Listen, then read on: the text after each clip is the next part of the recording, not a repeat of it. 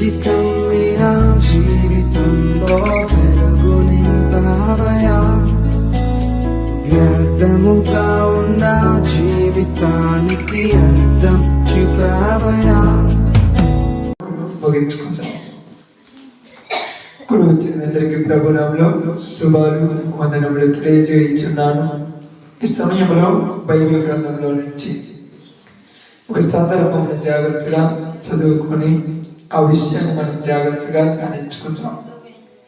Bible గ్రంథంలో నుంచి ఈ దినమందు మనందరం కూడా వాక్య భాగం కొరకై రాజుల 2వ గ్రంథము 4వ అధ్యాయము, రాజుల 2వ గ్రంథము 4వ అధ్యాయము 7వ వచనాన్ని జాగ్రత్తగా చదువుదాం. ఆమె దైవజనుడైన అతని యొద్దకు వచ్చి సంగతి తెలియచెప్పగా అతడు నీవు పోయి ఆ నూనెను అమ్మి నీ అప్పు తీర్చి మిగిలిన దానితో నీవును నీ పిల్లలను బ్రతుకుడని ఆమెతో చెప్పిన. దేవుడి వాక్య భాగం మన మధ్యలో ఆశీర్వదించిన కాక ఆమేన్. జాగ్రత్తగా దేవుని మాటలను అర్థం చేసుకోవడానికి ప్రయాసపడండి. ఇక్కడ జరిగినటువంటి సంఘటన చాలా ప్రాముఖ్యమైనటువంటి సంఘటన. బైబిల్ గ్రంథంలో ఈ సందర్భము చాలా సార్లు మీరు విని ఉంటారు, అనేక మార్లు చదివి ఉంటారు. కానీ చదివిన జీవితాల్లో మాత్రము వీటిని అనుసరించలేకపోతూ ఉన్నాం. మా వాక్యం దయచేసి వాక్యం వినండి. మీరు నాకు సహకరించండి, రోజంతే కొద్దిగా సహకరించండి. ఎందుకంటే ఈ సందర్భం చెప్పేటప్పుడు మీరు ఎవరు బైబిల్ చదవద్దు, అందరూ బైబిల్ మూసేసి మొత్తం మూసేసి నా వైపే చూడండి. మీరు బైబిల్ చదవద్దు, ఎందుకంటే మీరు బైబిల్ చదివితే వాక్యం లేదు. కాబట్టి జాగ్రత్త. ఈ సందర్భాన్ని ఈరోజు నేను మీకు వివరిస్తున్నాను, జాగ్రత్త వినండి. ఈ యొక్క సందర్భంలో దైవజనుడైనటువంటి ఎలీషాకు తన యొక్క జీవితంలో చేసినటువంటి ఒక గొప్ప సంఘటన గురించి మనకు పరిచయం చేయబడుతుంది. చెప్పింది జాగ్రత్త. బైబిల్ ఎవరు చదవద్దు. మీరు చదవాలనుకుంటే రాసుకొని ఇంటికి నాకు నైట్ ఒక గంటతో చదవండి. ఇప్పుడు మాత్రం వాక్యం చెప్పేటప్పుడు బైబిల్ చదవద్దు. నేను చెప్పేది జాగ్రత్తగా. ఇక్కడ ఏం జరిగిందంటే, ఎలీషా దగ్గర కొంతమంది శిష్యులుగా చేరారు. అంటే ప్రవక్త దగ్గర కొంతమంది ప్రవక్తలు చేరారు. ఎందుకంటే వాళ్ళు కూడా ప్రవక్తలుగా మారాలని, వాళ్ళు కూడా కొన్ని నేర్చుకోవాలి. ఎందుకంటే మీకు చెప్తాను, జాగ్రత్తగా గమనించండి. సేవ చేసే ప్రతి ఒక్కరు కూడా ట్రైనింగ్ తీసుకోవాలి. ట్రైనింగ్ దేనికంటే వాక్యం చెప్పడానికి కాదు, బైబిల్ నేర్చుకోవటానికి కాదు. కానీ ట్రైనింగ్ దేనికంటే ఈ ట్రైనింగ్ తగ్గింపుతనము నేర్పిస్తుంది, సేవ చేయడాన్ని నేర్పిస్తుంది, ప్రేమించడాన్ని నేర్పిస్తుంది. ఎదుటి వాళ్ళు మనల్ని తిట్టినా మనం మాత్రం తలంచుకొని పోయి మళ్ళా వాళ్ళని పిలవటం నేర్పిస్తుంది ట్రైనింగ్. ఎక్కడైనా సేవకుల దగ్గర మీరు వెళ్ళినప్పుడు, ట్రైనింగ్కి వెళ్ళినప్పుడు, సేవ చేసేటువంటి సేవకులు ట్రైనింగ్కి వెళ్ళినప్పుడు ఏం చేస్తారంటే వాళ్ళ చేత బాత్రూమ్లు కడిగిస్తారు, వాళ్ళ చేత చర్చి తుడిపిస్తారు, ఈ చెప్పులన్నీ కూడా నీట్గా పెట్టిస్తారు. అన్నం తిన్న తర్వాత మొత్తం పాత్రలు తోమిస్తారు. ఎందుకు చేస్తారంటే ఈ చేస్తేనే వాడు ఏ పనైనా చేయగలరు. ఈ చేయలేదనుకో పిస్టేజ్ వచ్చేస్తుంది. వాడికి నేను ఉండేదేంటి, వాళ్ళని పోయి నేను పిలిచేదేంటి, వాళ్ళ దగ్గరికి నేను పోయేదేంటి. సేవ చేసే వాడికి అహంకారము ఇది ఉండకూడదు. ఇది ఉంటే వాడు సేవ చేయలేదు. సేవకుని తిట్టినా కూడా తలంచుకొని మళ్ళా పోయి పిలవాలి. ఇది సేవకుల యొక్క పద్ధతి. ఎందుకంటే బైబిల్ గ్రంథంలో ఎలీషా ఏలియా దగ్గర కొన్ని రోజులు ఉన్నారు. ఈ ఎలీషా దగ్గర కొంతమంది ప్రవక్తలు ఉన్నారు. వాళ్ళందరూ కూడా నేర్చుకున్నారు. ఈరోజు చాలా చోట్లకు మీరు వెళ్ళినప్పుడు సేవ చేయడానికి కొంతమంది అర్హులుగా ఒక మినిస్ట్రీకి వెళ్ళి వాళ్ళ దగ్గర పరిచర్య నేర్చుకుంటూ ఉంటారు. పరిచర్య చేయకుండా సేవ చేయకుండా సేవకుడు ఏంటనుకోండి, వాడు ఏమంటాడంటే లెక్కలేనితనంగా మాట్లాడతాడు, అహంకార పద్ధతిగా మాట్లాడతాడు, పెద్ద సేవకులను గౌరవించడు, వాళ్ళ దగ్గర అణిగి మడిగి ఉండరు. నువ్వేంది, నువ్వెంత, నీ లెవెల్ ఎంత అని మాట్లాడతారు. కారణం ఏంటంటే వీళ్ళు ట్రైనింగ్ లేదు, వీళ్ళకు పద్ధతి తెలియదు. మీరు పెద్దలు మీ దగ్గరికి వచ్చినప్పుడు గౌరవంతో మాట్లాడాలి, వందనాలు అక్క అని చెప్పాలి. మీ దగ్గరికి వచ్చినప్పుడు కొన్ని విషయాలు మీ దగ్గర పంచుకోవాలి, మీతో కొన్ని విషయాల్లో అవసరమైనప్పుడు ముందునే నడవాలి. ఎందుకంటే ఇది సేవ చేసే వాళ్ళకి నేర్పించే ట్రైనింగ్. ఈరోజు చాలా మంది బైబిల్ 4 అక్షరాలు చదువుకొని వచ్చి నేను సేవకుని చెప్పి బిల్డప్ చేస్తుంటారు. ఇలాగ పరిచర్య చేయటం చేత కాదు, పరిచర్య చేయాలి. అందుకని నేను పాస్టర్ మన కూడా ట్రైనింగ్ ఇప్పారు రోజు, లేకపోతే వాళ్ళు పనికిరారు సేవకు. వాళ్ళ వల్ల సువార్త కూడా పాడైపోతుంది, వాళ్ళ వల్ల పరిచర్య కూడా పాడైపోతుంది. అందుకని ఎక్కువ మినిస్ట్రీ దగ్గరికి వెళ్ళినప్పుడు సేవకులు అంటారు, ఇద్దరు కూడా కొన్ని రోజులు ట్రైనింగ్లో ఉంటారు. వాళ్ళు ట్రైనింగ్లో ఏం నేర్పిస్తారంటే వాక్యం నేర్పించేది తక్కువ, పని నేర్పించేది ఎక్కువ. వాళ్ళ చేత అన్ని పనులు చేపిస్తారు. ఉదయాన్నే లేయటం కానీ, లేచినామంటే ఆ యొక్క రూమును ఓడటం కానీ, ఆ యొక్క లెటిన్ రూములు కడగటం కానీ, మురికి కాలంలో ఓడిపోయటం కానీ, ఎందుకు చెప్తారంటే ఈ చేసినోడే సేవ చేస్తాడు. ఇప్పుడు కావాలంటే చూడండి, ఎక్కడికైనా పోయినప్పుడు ఎవరైనా సేవకులు చూస్తుంటారు, కుర్చీ మీద కూర్చొని మీరు పంటల బలవండి, మీరు కసువడం అని చెప్తాడు. వీడు సేవకుడు కాదు, ఎందుకంటే వీడు ట్రైనింగ్ చేసి రాలేదు కాబట్టి నీకు తెలియదు. ఇవన్నీ ట్రైనింగ్ చేసుకొని ఈడే చేస్తుంటాడు. అన్ని వచ్చి ఈడే ముందే పంటలు పరుచుకుంటాడు, ఈడే చేస్తుంటాడు, ఈడే అన్ని పనులు చేస్తుంటాడు. ఎందుకు చేస్తాడంటే చేసే పని ఎవరిది? దేవుడికి నేను చేస్తున్నాను, ఒకరికి నేను చేయాల్సిన అవసరం లేదు. సేవకురాండ్రు కూడా కొన్ని ప్రదేశాలకు నేను వెళ్ళినప్పుడు చూస్తూ ఉంటాను, వాళ్ళే అన్ని పనులు ముందుండి చేస్తుంటారు. కుర్చీ మీద కూర్చొని కాలు మీద కాలు వేసుకుని వంట చేయని వింట చేయని చెప్పరు. అన్ని పనులు వాళ్ళు చేస్తున్నప్పుడు ఎనుకున్న వాళ్ళు కూడా వాళ్ళని చూసి నేర్చుకుంటారు. ఎక్కడ నేర్చుకున్నారు సిస్టర్ గారు అంటే, మేము ఆ మినిస్ట్రీలో ట్రైనింగ్ చేసాము, ఆ దైవజనుల దగ్గర ట్రైనింగ్ చేసాము, కాబట్టి మాకు ఈ వినయము విధేయత ఈ పద్ధతి మాకు వచ్చిందని చెప్తారు. ఈ పద్ధతి లేకుండా, వినయ విధేయత లేకుండా ఎంత సేవ చేసినా వేస్టే. కాబట్టి ఇక్కడ ఎలీషా దగ్గర కొంతమంది దైవజనులు వాళ్ళ దగ్గర శిష్యునికంగా చేస్తూ ఉన్నారు. ఇక్కడ చేసినప్పుడు ఏం జరిగిందంటే బాగా గమనించి ఆలోచించండి. ఆయన దగ్గర సేవ చేస్తున్నటువంటి వాళ్ళలో ఒక సేవకుడు చనిపోయాడు. ఆ సేవకుడు చనిపోయినప్పుడు ఆ సేవకుని యొక్క పరిస్థితి ఎలా ఉందో చూడండి. అతను ప్రవక్తల శిష్యుల్లో ఒకడు భార్య అతని దగ్గరికి, మీరు చదవద్దు అని చెప్పి, అయ్యా మీరు ఎవరు చదవద్దు, నేను చదవమన్నప్పుడే చదవండి, ఇప్పుడు చదవద్దు. ఈ యొక్క సందర్భం మొత్తం మీకు తెలిసింది. కానీ ఈ రోజు మీకు ఒక చిన్న విషయాన్ని చెప్తాను, జాగ్రత్తగా. కాబట్టి ప్రవక్తల శిష్యుల్లో ఒక శిష్యుడు చనిపోయాడు. చనిపోగానే ఈ ప్రవక్త శిష్యుడి యొక్క భార్య ఆమె ప్రవక్త దగ్గరికి వస్తుంది. ఎందుకంటే శిష్యుడు చనిపోయినప్పుడు ఆ శిష్యుడి యొక్క భార్య పిల్లలు ఉన్నారు చూడు, వాళ్ళు ఏమైపోతారు? అనాథలు అయిపోతారు. అవునా? నిజంగా చెప్పండి, ఒక వ్యక్తి చనిపోతే వాళ్ళు అనాథలు అయిపోతారా? అయిపోతారమ్మా?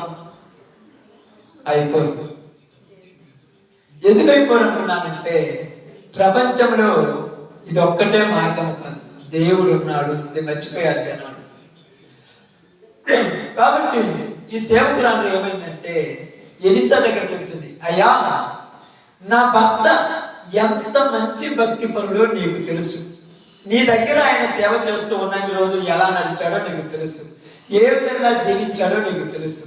ఎంత మంచి భక్తి పరుడిని తీసుకెళ్ళినటువంటి ఆ దేవుడు అన్యాయస్తుడు అని అంటదా? నిజంగా చెప్పండి, అంటదా?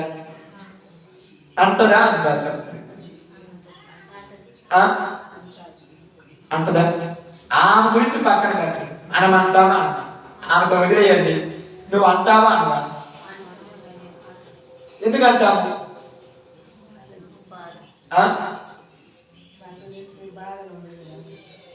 ఎందుక భర్త చచ్చిపోయి బాధలో ఉన్నావు కాబట్టి, పిల్లలు ఉన్నారు కాబట్టి మనం అంటాం. మనం అనేటప్పుడు మనకంటే ఘోరమైన వాళ్ళు ఉంటారని చూడాలి. ఆఫ్టర్ నీకు భర్త చచ్చిపోయాడు, 2 పిల్లలు ఉన్నారు, చదువుడు వాదోడుగా. ఇంకొకరు చూస్తే పెళ్ళి 3 రోజులు అయితే 3 రోజులకే భర్త చచ్చిపోతారు. చచ్చిపోయిన తర్వాత మళ్ళీ పెళ్లి చేయకూడదు, పెళ్లి చేస్తే వాళ్ళు బయటికి రాకూడదు, ఇంట్లోనే కూర్చోవాలి, జీవితాంతం వితంతువుగా బ్రతకాలని ఉంటారు. అప్పుడు నువ్వు వాళ్ళని చూస్తే వాళ్ళకంటే నేను బెటరే కదా. మనం ఎప్పుడు కూడా వక్రతనంగా ఆలోచిస్తాం. మనుషులు వక్రతనంగా ఆలోచిస్తాం. అన్నీ మంచే జరగాలి, చెడు జరగకూడదు అసలు. కాబట్టి ఈ స్త్రీ ఆయన దగ్గరికి వచ్చి మాట్లాడుతుంది, అయ్యా నా భర్త ఎంత భక్తిపరుడో నీకు తెలుసు. కాబట్టి అతను బతికిన రోజుల్లో కొంత అప్పు చేశాడు. వీళ్ళకి అప్పు ఎందుకైంది? ఇప్పుడు చెప్పాలి, అప్పు ఎందుకైంది?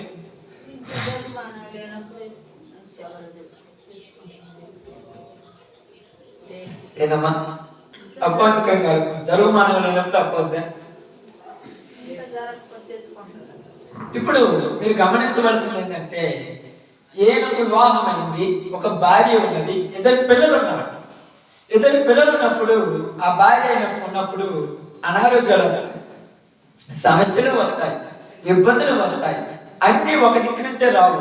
కాబట్టి అవసరానికి అప్పు తెచ్చుకున్నారు. అప్పులనే కామని లోకంలో పుట్టిన ప్రతి వాడు అప్పు ఉండాల్సిందే. అప్పు లేని అడుగులు అంటున్నారంటే ఊళ్ళో పోతారు. ఎవడు లేడు, నాకు అప్పు లేదనే వాడు ఎవరైనా ఉన్నాడా? మరిచిపోయి ఎక్కడైనా 1 రూపాయి తీసుకొని మర్చిపోయాడు అంతే. అప్పు లేనుడు భూమి మీద ఎవరూ లేరు. కానీ ఏం పరిస్థితులను బట్టి, ఒకవేళ ఆ ప్రవక్త ఏమన్నా అనారోగ్యంతో ఉన్నాడేమో, అనారోగ్యం వల్ల అతనికి హాస్పిటల్కు కానీ వైద్యానికి కానీ ఏదైనా ఖర్చు పెట్టిందేమో, ఆ ఖర్చు పెట్టడం వల్ల అప్పు తీర్చలేక ఆమె పరిస్థితి బాధకరమైందేమో. ఆ యొక్క యజమానుడు చనిపోయాడు. ఇప్పుడు యజమానుడు చనిపోగానే ఈ స్త్రీ ఎప్పుడు కూడా దేవుడిని నిందించటంలా. ఈరోజు కష్టాలు వచ్చినప్పుడు దేవుడిని నిందించే వాళ్ళు మనుషులు కాదు. దేవుడిని నిందించకూడదమ్మా కష్టాలు వచ్చినప్పుడు. ఎందుకంటే దేవుడు ఏది చేసినా అమ్మే మంచే చేస్తాడు. అది మనం గమనించాలి.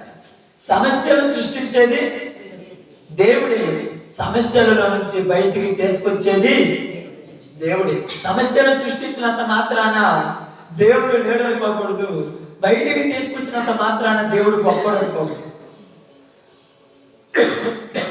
ఆ సమస్యలు ఎందుకు పెట్టాడో ఆయనకు తెలుసు. కాబట్టి ఇప్పుడు ఈ స్త్రీ వచ్చింది, నా భర్త చనిపోయాడు కదయ్యా, అది నీకు తెలుసు, కాబట్టి నాకు కొంత అప్పు ఉన్నది. ఇప్పుడు అప్పు తీర్చాలంటే నా భర్త ఉంటే ఏదో ఒక పని చేసుకుని అటు ఇటు జరుపుకుంటూ అప్పు తీరేది. ఇప్పుడు నా భర్త కూడా లేడు, 2 పిల్లలు ఉన్నారు. ఆ పిల్లలు ఏ పని చేసి అప్పు తీరుతారు? 2 పిల్లలు ఉన్నారు, వాళ్ళు ఏం చేసి అప్పు తీరుస్తారు? కాబట్టి ఇప్పుడు అప్పులు వారు నా ఇంటి దగ్గరికి వచ్చారు. ఏం చేసింది? అప్పులు వారు నా ఇంటి దగ్గరికి వచ్చారు. అప్పులు వారు నా ఇంటి దగ్గరికి వచ్చారు కాబట్టి నేను అప్పు తీర్చకపోతే వాళ్ళు ఏం చేస్తారు? ఏం చేస్తారమ్మా? అప్పు తీర్చకపోతే ఏం చేస్తారు? గొడవ చేస్తారు. గొడవ చేస్తే వస్తాయా? మరి ఏం చేయాలి? నెమ్మదిగా తీసుకుంటే ఇతరా అవకాశం ఉంటే నెమ్మదిగా తీసుకోవాలి. ఇప్పుడు ఏం చేయాలి? ఇంటికి తాళాలి, అంతే కదా. బంగారం బ్యాంకులో పెట్టావు, 2-3 రోజులు వచ్చారు, అడిగారు, నోటీసులు పంపించారు, అడిగారు, ఏం చేస్తున్నాం?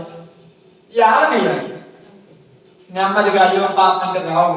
కాబట్టి ఇచ్చిన వారు కండిషన్ ప్రకారం చేస్తారు. కాబట్టి ఇక్కడ ఏమి దగ్గర బంగారం లేదు, ఆస్తి లేదు, ఐశ్వర్యం లేదు, ఉన్నది 2 పిల్లలే. కాబట్టి ఏమంటున్నారంటే, అయ్యా అమ్మా నీ వెంట అప్పు తీర్చలేదు, తీర్చే స్తోమత కూడా నీ దగ్గర లేదు. కాబట్టి నేనేం చెప్తున్నామంటే అప్పు తీరేంత వరకు నీ 2 కుమారులను మా దగ్గర బానిసలుగా చేసుకుంటాం, పనులుగా చేసుకుంటాం, జీతగాలుగా పెట్టుకుంటాం. అప్పు తీరిన తర్వాత నీ పిల్లలు నీ ఇంటికి వస్తారు అన్న. ఇప్పుడు చెప్పింది మంచి పద్ధతే, అవునా కాదా? బాగా గమనించండి, చెప్పింది మంచి పద్ధతే. ఎందుకంటే ధర్మశాస్త్రం కూడా ఇలాగనే చెప్తుంది. ధర్మశాస్త్రం లేవి కాలంలో అలాగనే చెప్తుంది. కాబట్టి ఇప్పుడు ఏమేమంటుందంటే, అయ్యా నా కళ్ళ ముందు ఉన్నటువంటి నా ఇద్దరు బిడ్డలను చూసుకుంటూ నేను బతుకుతున్నాను. నా జీవితం వీళ్ళతోనే ముడిపడి ఉన్నది. ఇప్పుడు నా భర్త చనిపోయాడని నేను బాధపడటంలా, ఎందుకంటే ఆయన జీవితము అంతరించిపోయింది. దేవుడు ఆయన తీసుకుపోవాలనుకున్నాడు, తీసుకుపోయాడు. నాకు నేను చూస్తూ నేను బతికేది ఇక్కడ ఈ పిల్లల కోసమే. ఇప్పుడు ఈ పిల్లలను కూడా అప్పులోకి తీసుకపోతే నేను బతకడం ఎందుకు?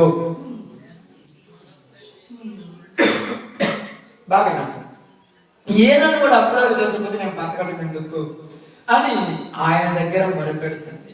ఎవరి దగ్గరికి వచ్చింది? ప్రవక్త దగ్గరికి వచ్చింది, దేవుని సేవకుడి దగ్గరికి వచ్చింది. ఈ రోజులలో ఎలాంటి సిచ్యువేషన్ లో మనుషులు వస్తే అవసరానికి ఎంతటికైనా దిగజారిపోయే లోకం ఇది.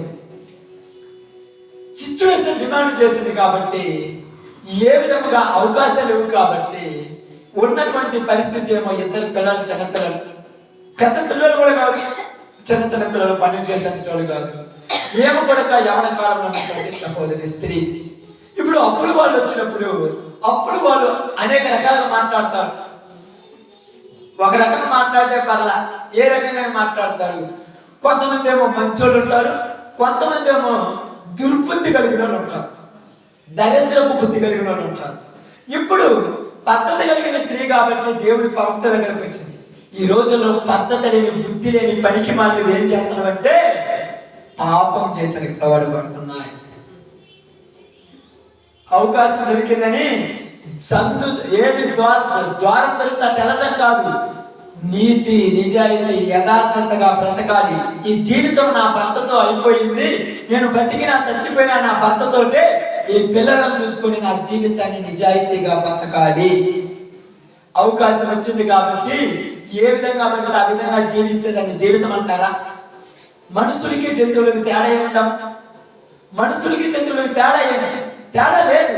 నిజంగా ఈ స్త్రీని నేను చదువుతున్నప్పుడు సమాజాన్ని గమనించి ఈ స్త్రీని గమనిస్తే సమాజానికి ఈ స్త్రీకి చాలా వ్యత్యాసం ఉంది. ఈరోజు అవసరం కోసం భర్తలున్నా, భార్యలున్నా, పిల్లలున్నా, తల్లిదండ్రులున్నా, ఎన్ని ఉన్నా కూడా కేవలం శరీర అవసరాల కోసం తప్పులు చేసి వారు భూమి మీద ఎక్కువైపోయారు. కానీ ఒక అవకాశం ఉంది, కానీ తప్పు చేస్తే, పాపం చేస్తే పరలోకం పొందని భయం. తప్పు చేస్తే పరలోకం పొందని భయం. డబ్బు కోసం తప్పు చేయొచ్చు. ఎవరైనా అడిగే వాళ్ళు ఉన్నారా? పిల్లలు కూడా అడగలేదు. ఏంటమ్మంటే ఏం చేయమంటారు? అప్పు చేస్తున్నాడు మీ నాన్న, అప్పు తీర్చడానికి ఏదో రకంగా నేను చేస్తున్నాను అనుకోవచ్చు.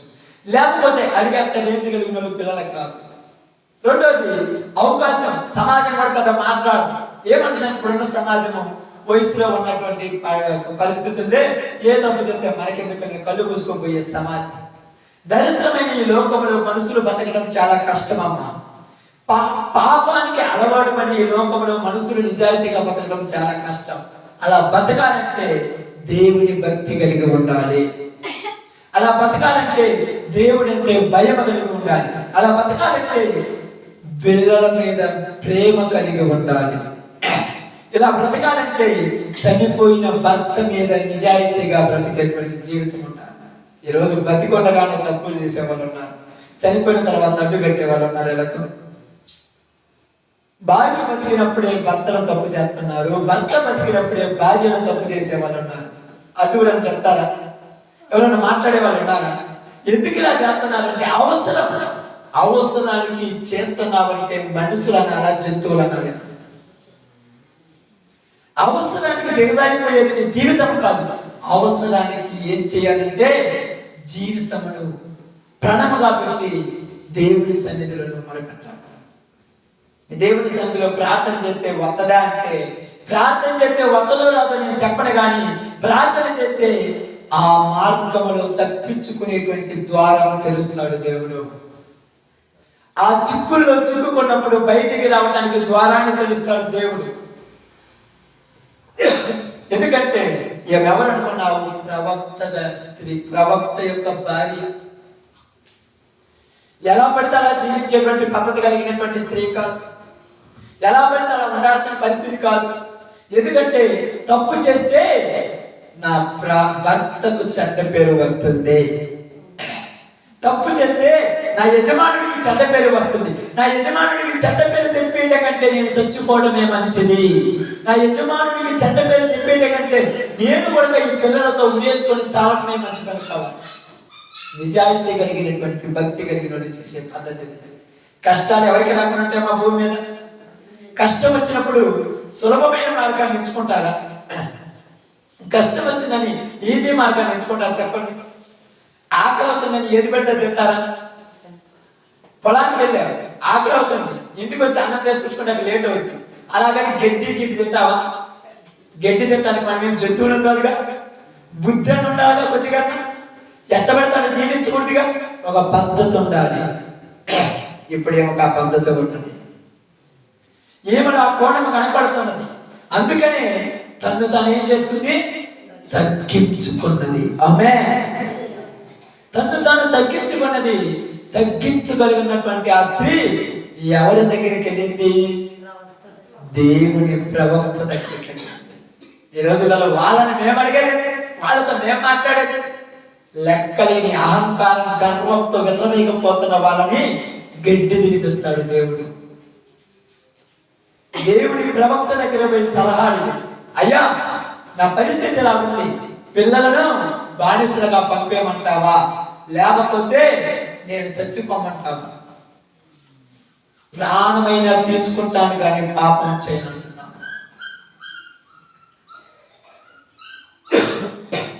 ఎందుకంటే చరిత్ర మనందరూ తెలుసు. తెలియదేం లేదు. ఆల్రెడీ ఒక ఇద్దరు పిల్లలు కలిగారు. ప్రవక్తని ఇష్టపడి చేసుకున్నది. ప్రవక్త మీద ప్రేమతో, ఆ యొక్క ప్రవక్త శిష్యుడి మీద ప్రేమతో జీవిస్తూ ఉన్నది. ఇప్పుడు ఆధారం ఎవరు? దేవుడే. మనుషుల దగ్గరికి వెళ్ళడానికి ఉపయోగం లేదు. మనుషుల దగ్గరికి వెళితే ఏం చేస్తారమ్మా? సలహాలు ఇస్తారు. ఎలాంటి సలహాలు ఇస్తారు? ఎలాంటి సలహాలు ఇస్తారు? నీకు నచ్చిన సలహాలు ఇచ్చేవాళ్ళు ఎక్కువ. నీకు నచ్చినట్టు సలహాలు ఇస్తారు. ఎందుకంటే నువ్వు చేసేది తప్పు, ఇలా చేస్తే కరెక్ట్ కాదంటే ప్రవక్తను తృణీకరించే రోజులు. నిజాయితీగా ఉన్నట్టుగా మాట్లాడితే రోజులు బ్రతకలేవు. కానీ దేవుడు చెప్తాడు, నువ్వు యథార్థంగా జీవించే నీకు నేను నిత్య రాజ్యం ఇస్తాను. ప్రవక్త దగ్గరికి వెళ్ళింది. ప్రవక్త దగ్గరికి వెళ్ళి ఏం మాట్లాడుతుంటే చూడండి, జాగ్రత్తగా గమనించండి. మీరేనడం, నీ దాసుడైన నా పెనిమిటి చనిపోయిను, అతడు యెహోవా యందు భక్తి గలవాడై ఉండెనని నీకు తెలిసే ఉన్నది. అప్పుడు వాడు నా ఇద్దరు కుమారులను తమకు దాసులుగా ఉండుటకై వారిని పట్టుకొని పోటుకు వచ్చి ఉన్నాడని ఎలీషాకు మొరపెట్టగా, ఎలీషా దగ్గర పోయి అడుగుతుంది, పరిస్థితి ఎలా ఉన్నాయా, ఏం చేయాలి? సమస్యలు వస్తే లోకంలో మనుషుల దగ్గర జరిగితే చీపుగా చూసేస్తాను నేను. నీ ఇంట్లో సమస్య ఉంటే వాళ్ళకేలా చెప్పుకుంటే ఎగతా చేస్తానమ్మా. దేవుని బిడ్డల దగ్గరికి వచ్చి, దేవుని సేవకుల దగ్గరికి వచ్చి, దేవుని సన్నిధిలోకి వచ్చి దేవుడికి చెప్పుకో. సమస్య దేవుడి దగ్గరికి కనుక చెప్పిన వాళ్ళకు ఏం చేద్దాం అక్క, ఏం చేద్దామన్నా, నా భార్య చెప్పిన మాటిందు, నా భర్త చెప్పిన మాటినంటే వాళ్ళు మన ముందు అయ్యో పాపం నీకు ఇన్ని కష్టాలు వచ్చినా, ఇన్ని బాధలు వచ్చినా ఇబ్బంది ఏం లేదు అమ్మా జాగ్రత్త అంటారు. మనం పోయిన తర్వాత అంటారు, నవ్వుతారు. మనం చూసి నవ్వే లోకం. సమస్య వచ్చినప్పుడు మనుషుల సలహాలు తీసుకోవద్దు, దేవుని సలహా మాత్రమే తీర్చుకోవాలి. మనుషులు ఏం చేస్తారంటే అవకాశాన్ని ఉపయోగించుకుంటారు. అవకాశం ఉపయోగించుకుంటారు, తెలుసు కదా. అవకాశం ఉపయోగించుకోవడం అంటే అయ్యో పాపం అనే దగ్గరికి వచ్చి చేరదీసే వాళ్ళు లేదు, చెరిపేసే లోకమే. పాపం అని దగ్గరికి వస్తే, చలనగోళం అని దగ్గరికి వస్తే చేరదీసే లోకం కాదు, చెరిపేసే లోకం. జాగ్రత్తగా ఉండాలి లోకం. 2 కళ్ళతో కాదు మనం బతకాల్సింది, 1000 కళ్ళతో బతకాలి భూమి మీద. ఏ వైపు నుంచి శత్రువు మన మీద పుట్టాడో తెలియదు, ఏ వైపు నుంచి మన జీవితాన్ని నాశనం చేస్తాడో తెలియదు, ఏ వైపు నుంచి మన మీదకి వచ్చి మనం అలా పాడు చేస్తాడో తెలియదు. అందువల్ల ఎవరి దగ్గరికి వెళ్ళినా ఎవరి సలహాలు అవసరం లేదు. అమ్మే మా నిద్రపోకండి, నేను చెప్తాను మీకు నిద్ర వస్తుంది. నిద్రపోయిన అనుకోండి అంతే, మీ జీవితాలు నన్ను ఏం చేయలేదు. నేను చెప్పేది ఎంత కఠినంగా చెప్తున్నానో అంత ప్రేమతో చెప్తానంటే. దాంట్లో మీకు తెలియకుండానే కఠినం ఉంటుంది, తెలియగానే ప్రేమతో ఉంటుంది. అది మీరు అర్థం చేసుకొని ప్రయాసపడండి. ఎందుకంటే ఈ యొక్క ప్రవక్త శిష్యుడి యొక్క భార్య వచ్చి కేవలం ఎలీషా దగ్గరికే వచ్చి ఎందుకు మరి పెట్టిందంటే, ఎలీషా సమస్యను తీర్చగలడు, దేవుడు సమస్యను తీర్చగలడు, మనుషులు సమస్యలు సృష్టించగలరు. మనుషులు ఏం చేస్తారు? సమస్యను సృష్టిస్తారు. ఎలాగంటే మీకు అర్థం కావట్లని చెప్తాను. ఒక దారిలో పోతున్నాం అనుకోండి, పోయేది మంచి దారి, దూరం పోవాలి. అది పోగానే కొద్ది గుంతలు కట్టలు ఉంటే లోకం ఏం చెప్పుదంటే, అయ్యా గుంతలు కట్టలు ఉన్నా ఏం చేయాలంటే, ఇదిగో ఈ దారిలో బాగుంటుంది, ఇబ్బంది లేదంటారు. కానీ ఆ దారి ఏం దారి? అడ్డదారి. ఏ దారి? అడ్డదారి. అంటే లోకం ఏ దారిలో పోమంటది? అడ్డదారులలో పోమంటది. అడ్డదారులలో పోయేది ఏంటమ్మా? చెప్పండి. అడ్డదారులలో పోయేది ఏంటి? పందులు, జంతువులు, కుక్కలు, నక్కలు అడ్డదారులలో బాగున్నాయి. కరెక్ట్ దారిలో బాగున్నాయా? ఎప్పుడైనా చూసారు కరెక్ట్ దారిలో బాగున్నా? మనుషులు కరెక్ట్ దారిలో పోతాడు. మనుషులు కరెక్ట్ దారిలో వెళ్ళిపోవాలంతే. ఇక్కడ అదే చెప్పారు. అడ్డదారి గురించి చెప్పరా ఎలీషా, ఇదిగో నీవు సమస్య వచ్చిందని నా దగ్గరికి వచ్చావు కాబట్టి నేను నీకేం చెప్తున్నానంటే, నీ దగ్గర ఇంటిలో ఏమైనా ఉన్నదా అని అడిగాడు. ఏమడిగాడు? ఇంటిలో నీ దగ్గర ఏమైనా ఉన్నదంటే ఆమె ఏమన్నదంటే, అయ్యా ఒక చిన్న కొండలో కొద్దిగా నూనె ఉందయ్యా, ఇంకేమీ లేదయ్యా. ఏమని అన్నాడు? ఒక కొండ ఉన్నది, దాంట్లో కొద్దిగా నూనె, ఇంకేమీ లేదు నా దగ్గర అన్నాడు. ఆ నూనె దేనికైనా ఉపయోగపడుద్దా? ఏమైనా ఉపయోగపడుద్దంటే, ఏమో నీ దగ్గర ఉన్నదే అని చెప్పాలంతే. అబద్ధాలు చెప్పకూడదు దేవుని బిడ్డల దగ్గరికి వచ్చినప్పుడు. అబద్ధాలు చెప్పకూడదు, వ్యర్థమైన మాటలు చెప్పకూడదు. దేవుని సేవకుల దగ్గరికి వచ్చినప్పుడు, దేవుని సన్నిధిలోకి వచ్చినప్పుడు ఎలా పడితే అలా ఉండకూడదు. నీ దగ్గర ఉన్నదే చెప్పలేదు, నిజమే మాట్లాడాలి. అబద్ధాలు అస్సలు మాట్లాడదు. ఎందుకు అబద్ధాలు మాట్లాడద్దు అంటున్నానంటే, అబద్ధం చెప్తే మన జీవితం చివరికి అబద్ధాల్లాగా మారిపోయింది. అబద్ధాలు చెప్పుకొని బతికితే మన బ్రతుకే అబద్ధం అయిపోయింది. ఇప్పుడు నిజమే అడుగుతుంది మనలో, నిజంగా ఉండాలి. ఏది వచ్చినా నిజంగానే జీవించాలి, ఎన్ని వచ్చినా నిజాయితీగా ఉండాలి. నా దగ్గర ఒక నూనె ఉండయ్యా, ఒక కొండలో నూనె ఉండదు, ఏం లేదంటే వెంటనే ఏమన్నాడు తెలుసా? నీ ఇరుగు పొరుగు వారి దగ్గరికి వెళ్ళి ఉన్న ఖాళీ కుండలు మొత్తం తీసుకొచ్చుకోమన్నాడు. ఇక్కడ మీ అందరికి చాలా అర్థమైంది కదా. కానీ ఇక్కడే నేను మీకు ఒక మంచి విషయం చెప్తాను. ఏమన్నదామా? బాగుండండి. ఎలీషా ప్రవక్త అంత ఏం చెప్పాడు? నీ గ్రామంలో ఇక్కడ చుట్టుపక్కల వాళ్ళ దగ్గర ఖాళీ కొండలు తీసుకొచ్చుకోమన్నా. ఖాళీ కొండలు తీసుకొచ్చుకోమని కానీ ఇంటికి వచ్చింది, తన పిల్లలను పంపిస్తుంది. ఇదిగో అందరి దగ్గరికి వెళ్ళి ఖాళీ పాత్రలు తీసుకొని రండి. ఇప్పుడు ఇక్కడ మీకు ఏమర్థమైందో నాకేం తెలియదు, కానీ నాకు ఒక విషయం అర్థమైంది. ఈమె జీవించే జీవితం కరెక్ట్ గా ఉంటే అన్ని ఇళ్లలో పోతే ఒక పాత్రలు ఇస్తారు, ఏమో కరెక్ట్ కాకపోతే ఇంటిలోని కూడా రానియరు. అర్థమైందా? ఖాళీ కొండలు తీసుకురామని కానీ పొయ్యాలగాడతారా? నువ్వు అందరితో అన్యోన్య సహవాసం కలిగి ఉండాలి. నీ మాట బాగుండాలి, నీ ప్రవర్తన బాగుండాలి, నీ పద్ధతి బాగుండాలి, నీ క్రియలు బాగుండాలి, నీ నోరు మంచిదై ఉండాలి ఊళ్ళో. అప్పుడే నీ దగ్గర పోయి ఇచ్చేది. లేకపోతే రాన్నమ్మ మా ఇంటికాడికి రమ్మని ఇస్తానంటారా?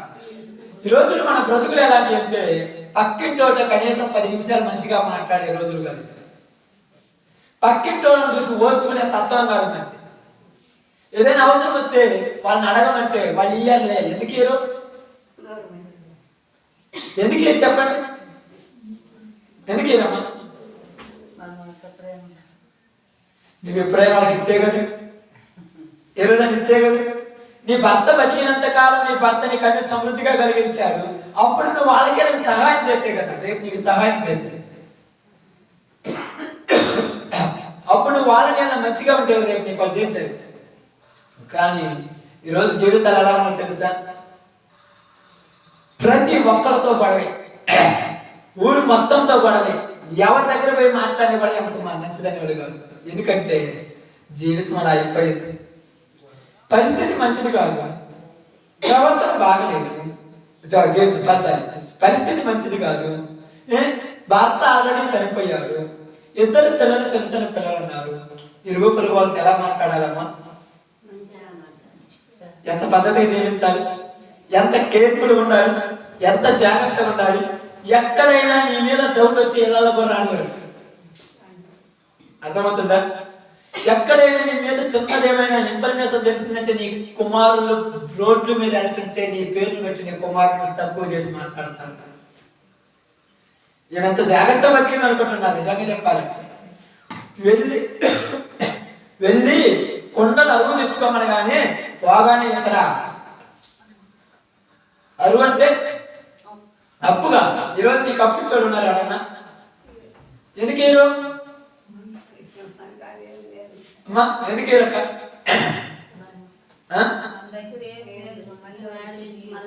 ఇప్పుడు ఏం దగ్గర ఏముంది మరి? ఎందుకు ఏరు? ఆమెను పక్కన పెట్టండి. ఈ రోజు మనకి ఎందుకు అప్పారు చాలా మందికి? మీరంతా అమ్మే ఎప్పుడైనా రూపాయి తీసుకుంటే వాళ్ళకి ఎప్పుడైనా ఇచ్చేదివా? బో అడిగినమ్మా, నిన్న కాకుండా ఇచ్చి బో అడుగుతున్నావులే. ఈయన కాడికి ఎవరన్నా అడుగుతురా? ఈయన ఎవరన్నా ఎత్తరా? మరిసిపోయి వీళ్ళు వచ్చి ఇదిగో ఉదాహరణకు ఇదిగో నీ దగ్గర ఉన్నటువంటి ఆ పాత్ర ఒకటి ఇవా మళ్ళీ తెచ్చిస్తానంటే కళ్ళెదురు కనబడుతుంటది. యాడ పెట్టాడా మర్చిపోయా, ఆడు ఉంది కదండి, అది మాది కాదు. ఎందుకు హీరో ఇస్తే మళ్ళీ రాదు. ఈ ప్రవక్త కుటుంబం ఎలాంటిది తెలుసా? అప్పు తీసుకుంటే ఎప్పుడైనా మళ్ళీ వెంటనే ఇచ్చిండ్రు. అందుకే ఇప్పుడు ఆమెకి ఇచ్చేది. మళ్ళీ చాలా మంది ఉంటారు తీసుకోవడం తెలుసు, ఈయటి మస్తు తెలియదు. తీసుకోవడం తెలుసు, తీసుకునేటప్పుడు కాళ్ళ దగ్గర పడి ఉంటారు, ఏళ్ళ దగ్గర పడి ఉంటారు, తీసుకునేటప్పుడు మనతోనే ఉంటారు. అయ్యో నీ అంత గొప్ప ఉంటాడు. డబ్బులు పోయి ఏందమ్మా డబ్బులు నేను ఒక 500 2,000 ఇచ్చా కదా ఇవ్వకూడదంటే అబ్బా ఇచ్చిన 2,000 ఎమ్మటి వచ్చి అడగాలన్నా. ఇప్పుడు ఏం చేస్తారు తెలుసా? ముందై ఓడ పెట్టుకుంటే బుద్ధుంటే ఇంకేయకూడదండి. ముందై ఓడ పెట్టుకుంటే బుద్ధుంటే వాడికి ఎప్పుడు ఇవ్వకూడదు. ఎందుకంటే ఈరోజు ఇక్కడ మనం నేర్పిస్తున్న పాఠం ఏంటంటే దేవుని సేవ చేస్తున్నటువంటి కుటుంబాలు 10 మందికి ఆదర్శం ఉండాలి అంతే. అందుకే చాలాసార్లు చెప్తుంటారు, అప్పుడప్పుడు అనుకుంటారు చాలాసార్లు, ఏదైనా కూడా ఈ ప్రవక్త కుటుంబం కాబట్టి ప్రవక్త యొక్క శిష్యుడు బతికినంత కాలము ఎవరి దగ్గర ఏ ఇబ్బందిగా బ్రతకల, అందరికి అనుకూలంగా బతికారు. కాబట్టి ఇప్పుడు కూడా వాళ్ళు కూడా పద్ధతికి వచ్చి అమ్మా మీరంట అప్పు తీర్చలేరు, మీ పిల్లలను తీసుకెళ్ళి కొన్ని రోజులు పని చేయించుకొని అప్పు తీరిన తర్వాత మళ్ళా పంపిస్తానంటున్నారు. అటు కాకపోతే అమ్మటి వచ్చేసి ఆ ఇల్లును బయట వేసి పడేసాడుగా. అమ్మో ఈయన భర్త ఇచ్చోడు కాదు, నువ్వు ఏమేమిస్తుంది, అమ్మో ఎంత జేంజర్ కాదు అలా ఇస్తే రావని భయపడేవారుగా. అంటే ఎందుకు చెప్తున్నానంటే మనిషి జీవితము జీవిస్తున్నంత కాలం ఇచ్చుకోవాలి, పుచ్చుకుంటుండాలి. అవసరం అందరికీ వస్తుందంట, రాదని చెప్పొద్దు, అందరికీ అవసరం వస్తుంది. మీరు అనుకోవద్దు నాకు ఎప్పటికీ అవసరం రాదంటారు. అప్పుడప్పుడు పెద్దలు వచ్చుడు ఒక్క తలకాయ కూడా ప్రోత్సాహం. ప్రతి వాడికి ఏదో రోజు ఒక అవసరం ఉంటుంది, అప్పుడే పోగొట్టుకోకూడదు అవసరం. నిజంగా నాకు అనిపించింది పాఠ్య భాగం చదువుతుండే కానీ ఇందాక కూర్చొని, ఈ స్త్రీ ప్రతి ఇంటికి పోయి అడగగానే అందరు ఎలా కూర్చుంటారు పాత్రలు అనిపించింది నాకు అంతే. ఎందుకంటే ఏమి ఎలాంటిదమ్మా?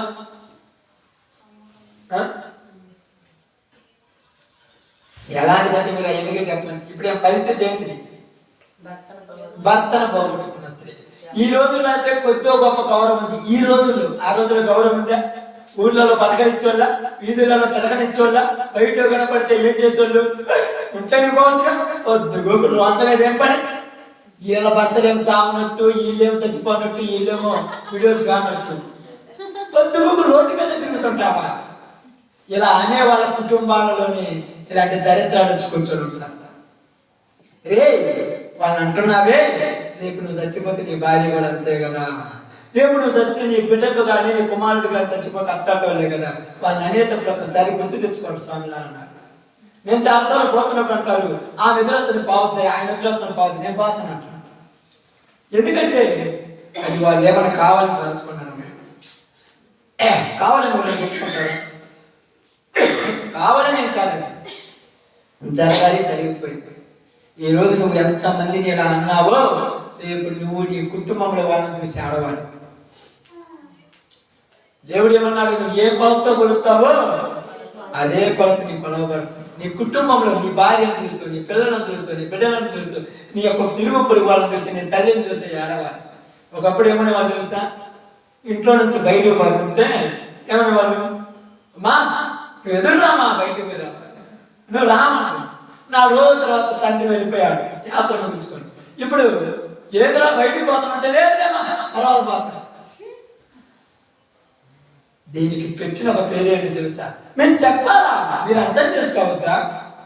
ఏంది అర్థం చేసుకుండేది, ఏంది అర్థం చేసుకుండేది? అవసరం వచ్చింది, నిజంగా అర్జెంటుగా బయటకు పోవాలి, నువ్వేదో పని మీద పోతున్నావు, ఇంకా బయటకు పోవాల్సిన నాయన కూర్చున్న ఆడవాళ్ళ బావటానికి లేదా అని వస్తున్నామని. ఈ లోకం ఎలాంటి మన స్థితిలో మారిపోయింది చూడండి, ఎలాంటి పరిస్థితిలో ఉన్నది చూడండి. ఇప్పుడు అదే విధంగా ఏం బయట తిరుగుతున్నాను ఒప్పుకుంటా, కానీ ఇలాంటి ఆమె దగ్గరికి పాత్రలను పంపుతారమ్మా. మామూలుగా ఎగ్జాంపుల్ చెప్తున్నాను, కొంచెం శుభ్రంగా లేకపోతేనే ఈ బాటలు పట్టుకుంటే ఆ బాటలు వైపే చూస్తుంటాం, కానీ ఆ బాటలు పట్టుకున్నాడా మర్చిపోయి పట్టుకుని అనుకో సత్యదాకా నీళ్ళు. ఏంటంటే అల్లదుగా మనిషి పట్టుకున్నాడు ఆ బాటలు, నేను అనేది తాగను. అదే పరిస్థితి నీకు తెప్పుతాడు దేవుడు, అదే స్థితి నీ ఇంట్లో వస్తుంది. అప్పుడు నువ్వేం చేస్తావు? ఇప్పుడు తాగుతావా? ఇప్పుడు చెప్పండి, తాగుతావా? నింజతో ఉండలేవు, ఆకలితో సావలేవు, కడుపు ముద్దుకోండి అంటారు చూడండి, కళ్ళు మూసుకొని తాగుతుంటే అలవాటు అవుతుందిలే. అందుకే చెప్పాను, సేవకుడికి కూడా పని చేసేటప్పుడు అలవాటు అవుద్ది. కొత్తగా అంతా భయమే, కొత్తలో ప్లేటెన్స్ అడగాలంటే కొత్తలో పది ఇబ్బంది, కానీ కొన్ని రోజులు పోతే అలవాటు అవుతుంది. ఎందుకు? మా తల్లిదండ్రులు లాంటి వాళ్ళే కదా ఈ పెద్దోళ్ళు కూడా, మా అక్క చెల్లెలు లాంటి వాళ్ళే కదా ఈ సహోదరులని, మా అన్నదమ్ములు లాంటి వాళ్ళే కదా ఈ బ్రదర్స్. మా ఇంట్లో ఉన్నటువంటి బాత్రూమ్ నీ కడుక్కోలేదు, పరిచయం నీ కడుగు తప్పే ఉంది. ఇది ప్రేమ, ఇది చెబితే వచ్చేది కాదు, చేస్తే వచ్చేది. చెబితే ఎవరికి రాదు, చెయ్యాలి. అదే చూడండి, ఇప్పుడు ఈమెకు ఎందుకు అనిపించారంటే ఈమె జీవితం మంచిది. తినండి, నేను నిద్ర వస్తాను పాపం, మాకు రావాలి నిద్ర. రాత్రి ఒకటి తిరిగి గొంతు పోయి నోరు అంతా పడిపోయి నీకు నిద్ర రావాలని అర్థంగా. చూడండి, ఇప్పుడు చుట్టుపక్కల పోయి అందరి దగ్గర పాత్రలు అరువు తెచ్చుకుంటున్నాను. అడుగుతున్నారు, ఎందుకు పాత్రలు, ఎందుకు పాత్ర అడుగుతున్నాడు. ఒక్కరిని అడిగితే పర్లా, ఎంతమందిని అడుగుతారు? ఇంటింటికి పోయి అడుగుతారు. అడిగినప్పుడు ఏం చేస్తారు? ఎందుకు తీసుకెళ్తారు? అంతేనా కదా? అవునా కదా? రేపు 4 రోజుల తర్వాత 10 ఇంటికి పోయి అడుగుతారు, మీ ఇంట్లో పెద్ద కొండ ఉందా? ఎందుకమ్మా అని అంటారు. ఏం లేదు, ఏదో తర్వాత సంగతి. అందరికి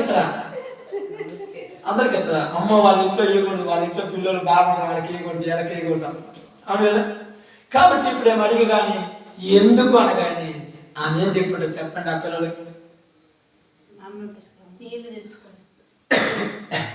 నీళ్ళు అంటే ఒక కొండతో తెచ్చుకుంటారు. ఇన్ని కొండలు దేనికి?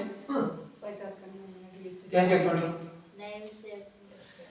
మా అమ్మ దేవుని సేవకుడి దగ్గరికి వెళితే దేవుని సేవకుడు మా అమ్మకు చెప్పాడు, నీ చుట్టుపక్కల ఉన్న వాళ్ళ దగ్గర అందరి దగ్గర ఈ కొండలు అరువు తెచ్చుకోమన్నాడు, అందుకు తెచ్చుకున్నాము.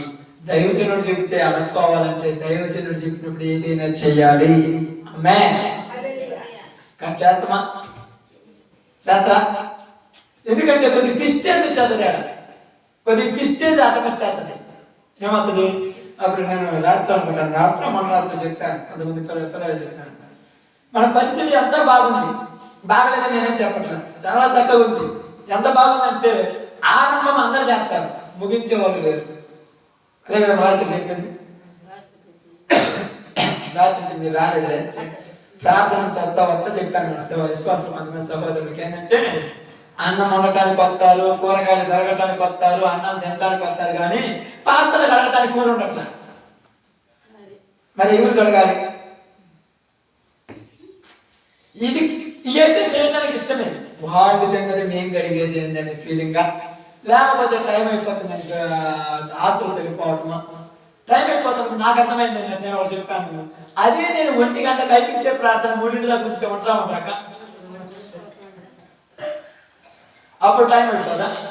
మీరు అంటారు గొడుక్కుంటూ తిట్టుకుంటూ ఎక్కడ కూర్చుంటగా. చెప్తున్నా నేనండి, మనము చేసుకున్నది మనమే శుభ్రం చెయ్యాలి. ఈసారి పరిచర్యలు ఉన్నప్పుడు అయిపోయిన తర్వాత మొత్తం తీసి పక్కన పెట్టేసి మనమే శుభ్రం చేసి గిన్నెలు పక్కన పెట్టాలి. అది నేర్చుకోవాలి మనందరం. ఎందుకంటే నేను ఎన్ని దిక్కులకు వెళ్ళినా, కొన్ని పరిచర్యలకు వెళ్ళి, కొన్ని ట్రైనింగ్ దగ్గరికి వెళ్ళినప్పుడు ప్రతి సేవకుడు నాకు చెప్పేది ఇదే, అయ్యా ప్రారంభం అందరూ బాగానే చేస్తారు, ముగించినప్పుడు ఒక్కరు ఉంటాయి అంట. స్టేజ్ కడుతుంటాను తెలుసు కదా, సత్యాన్వర్స్ అయినప్పుడు కట్టడానికి ఆ పాత్రలు ఈ బల్లాలు అందరు తెచ్చుంటారు, మొత్తం అంటారు. అయిపోయిన తర్వాత మన తీయటానికి ఒక్కళ్ళు ఉంటారు. ఆ బల్లాలు తీసుకోవాలి, అవన్నీ మళ్ళా మదర్ చెట్టుకోవాలి, వాటన్నిటిని అక్కడ పెట్టాలి, వాటన్నిటిని ఎత్తుకోవాలి. అప్పుడు అక్కడ కావాలి సేవకుడు తప్ప.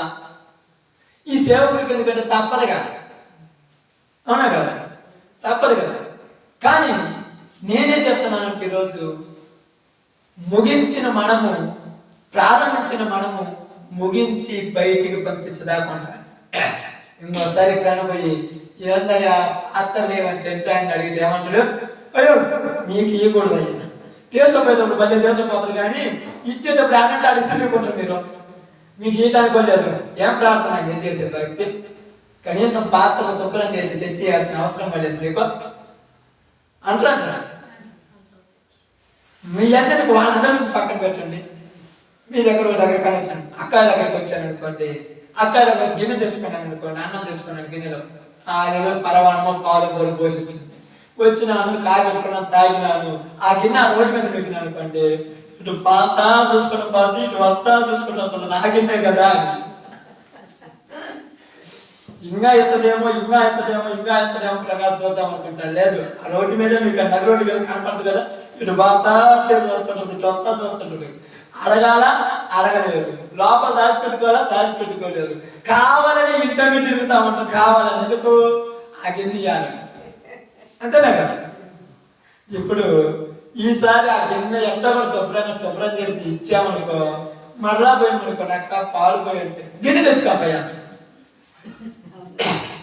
నేను గిన్నె తెచ్చుకోమని ఏంది, మన పోషించిన. ఇప్పుడు ఎందుకంటే నువ్వు జాగ్రత్త చేయలేదుగా. నువ్వు జాగ్రత్తగా వస్తువుని తెచ్చుకున్నప్పుడు కరెక్ట్గా ఇస్తే మళ్ళా కరువెత్తారు. ఈ స్త్రీ ఏ వస్తువు తెచ్చుకున్న జాగ్రత్తగా తిరిగిస్తుంది, అందుకే వాళ్ళు అరువు ఇచ్చారు. మనం ఇక్కడ చాలా నెగ్లెక్ట్ చేస్తాం కదా ఈ విషయాలలో. ఎందుకు చేస్తారంటే పని తొందర అయినప్పుడు ఆ వస్తువులు పక్కన వాళ్ళ దగ్గర తెచ్చుకోకూడదు. నైట్ పూట అన్నం తెచ్చుకుంటాం, ఒక దగ్గర అన్నము లేకపోతే సేవులకి మజ్జిగ అనేది పాత్ర తెచ్చుకుంటాం. పొద్దున్నే నువ్వు పనికి పోయేటప్పుడు అది ఆడంటాడు ఇసి నొక్కుతావు, అది పోద్ది. ఇప్పుడు ఊరు దానికి బాధ్యులు. తెచ్చుకున్న నీవు మరలా ఇవ్వాలి. ఇందాక నన్ను అక్క చెప్తుంది, 2 జగ్గులు లేవు అయ్యా, ఏమైనా దేశకున్న తెస్తే కాదు అంతే కదమ్మా, దేశకున్న తెచ్చిస్తే ఉంటాయి, లేకపోతే ఆడికి మనియో ఎట్టవుతున్నాయో. అందుకే అరువు తెచ్చుకున్న మనము మరలా ఇస్తే ఈసారి మనకు మరలా అరువెత్తాలి. అది ఏదైనా వస్తువైనా డబ్బులైనా ఏదైనా తెచ్చుకున్న మనం మరలా ఇవ్వాలి. ఇవ్వకుండా దాచిపెట్టుకొని నేను పోయిందని చెబితే నీకు దానికి ప్రతిఫలం దేవుడు ఇస్తాడు. ఖచ్చితంగా చెప్తున్నాను, ఇది మరి జాగ్రత్తగా ఉంచుకోండి. అవసరమైతే అడిగి మరీ ఉంచుకోండి, కానీ వాళ్ళకి చెప్పకుండా దొంగసాటు లోపల దాచిపెట్టుకొని మొత్తం నాకు ఎంత ఉందో అనుకోని ఏం చేసుకోవాలి వాటిలో ఒక్క దాంట్లో పోదంటవా, ఒక్క దాంట్లో నీళ్ళు అవుతావా, ఇది నా బాట కాదు, మీ దగ్గర ఒక తెచ్చుకుని అనుకోండి, ఇంత ధైర్యంగా తెచ్చారు పెట్టుకుంటున్నా. ఇంట్లో దమసాటి నీళ్ళు తాగుతాను, మీరు వచ్చి కానీ ఆ మంచం చాటు మంచం చాటు అడుగుతాను. ఏంటయ్యా ఈ బాట అనుమతినట్టు వాళ్ళు చూస్తే మళ్ళీ అడుగుతున్నాను. నిజంగా అరువు తెచ్చుకున్న వస్తువు ఇవ్వాలి దేవుని బిడ్డలు. అది భయమో భక్తి అంటే. ఏమ భర్త ఉన్నప్పుడు అలా చేశారు కనుక మొత్తం తెచ్చిచ్చారు, అన్నీ తెచ్చుకున్నారు, ఇంట్లో పెట్టారు. ఇప్పుడు ఆమె ఏం చేస్తుంది తెలుసా? ఆ కుండలో ఉన్న నూనె తీసుకొచ్చి పాత్రలలో పోతుంది. ఈ నూనె తీసుకొచ్చి ఏటలో పోతుంది, పోతుంది పోతుంది పోతుంది పోతుంది. ఎన్ని దత్తంటే అన్నిటికి పోతుంది. ఆ కుండలన్నీ నిండిపోతుంది. ఎన్ని కుండలు ఉన్నాయి అన్ని నిండిపోయాయి. ఇప్పుడు అంటుందో ఇంకా ఏమైనా ఉన్నాయేమో తేపమంటే వాళ్ళందరూ పోయి తండ్రులు మా దగ్గర ఉన్నాయి మొత్తం ఇచ్చాయి, మా దగ్గర కూడా లేవు అయ్యా, ఇంకా లేవు. అయితే ఇప్పుడు ఏమైంది? మిగతా అన్నీ కూడా నింపేసింది. నింపిన తర్వాత ఆ నూనె అయిపోయింది. ఇప్పుడు బాగానండి, ఈ నూనె దేని సహాయంతో ఏమి ఎంత నింపుకున్నది అంటే ఈ నూనె ఎక్కడి నుంచి వచ్చింది? మొట్టమొదట ఆమె దగ్గర ఉన్నదే. నీ దగ్గర ఉన్నదాన్ని నువ్వు దేవుని దగ్గర తీసుకొస్తే గొప్ప చేస్తారు, కానీ పక్కన వాళ్ళ మీద ఆశపడకూడదు. ఆశపడితే వాళ్ళని మనల్ని కాటేస్తారు. జాగ్రత్త. ఏం ఆశపడింది అనుకో వాళ్ళ దగ్గర కాటేసి చివరికి వదిలేస్తారు. ఏమన్నాడు? నీ దగ్గర ఏమున్నది? యేసు ప్రభువు కూడా 5 రొట్టెలు 2 చేపలు 5,000 మందికి పంచేటప్పుడు ఏమన్నాడంటే మీలో ఎవరి దగ్గరైనా ఏమైనా ఉన్నాయా అని అడిగాడు. అప్పుడు వాళ్ళు ఏమన్నారు తెలుసా? అయ్యా, ఒక చిన్న పిల్లవాడి దగ్గర 5 రొట్టెలు 2 చిన్న చేపలు ఉన్నాయి, అయ్యే తెచ్చి నాకేమన్నాడు. నువ్వు ఏదో తేవాల్సిన పనిలా, నీ దగ్గర ఏముందో అదే ఆయన చేతిలో పెట్టాలి. ఇప్పుడు ఆయన దగ్గర ఏముంది? ఆ నూనె ఉంది. ఇప్పుడు మన దగ్గర ఏముంది ఆయన చేతిలో పెట్టడానికి?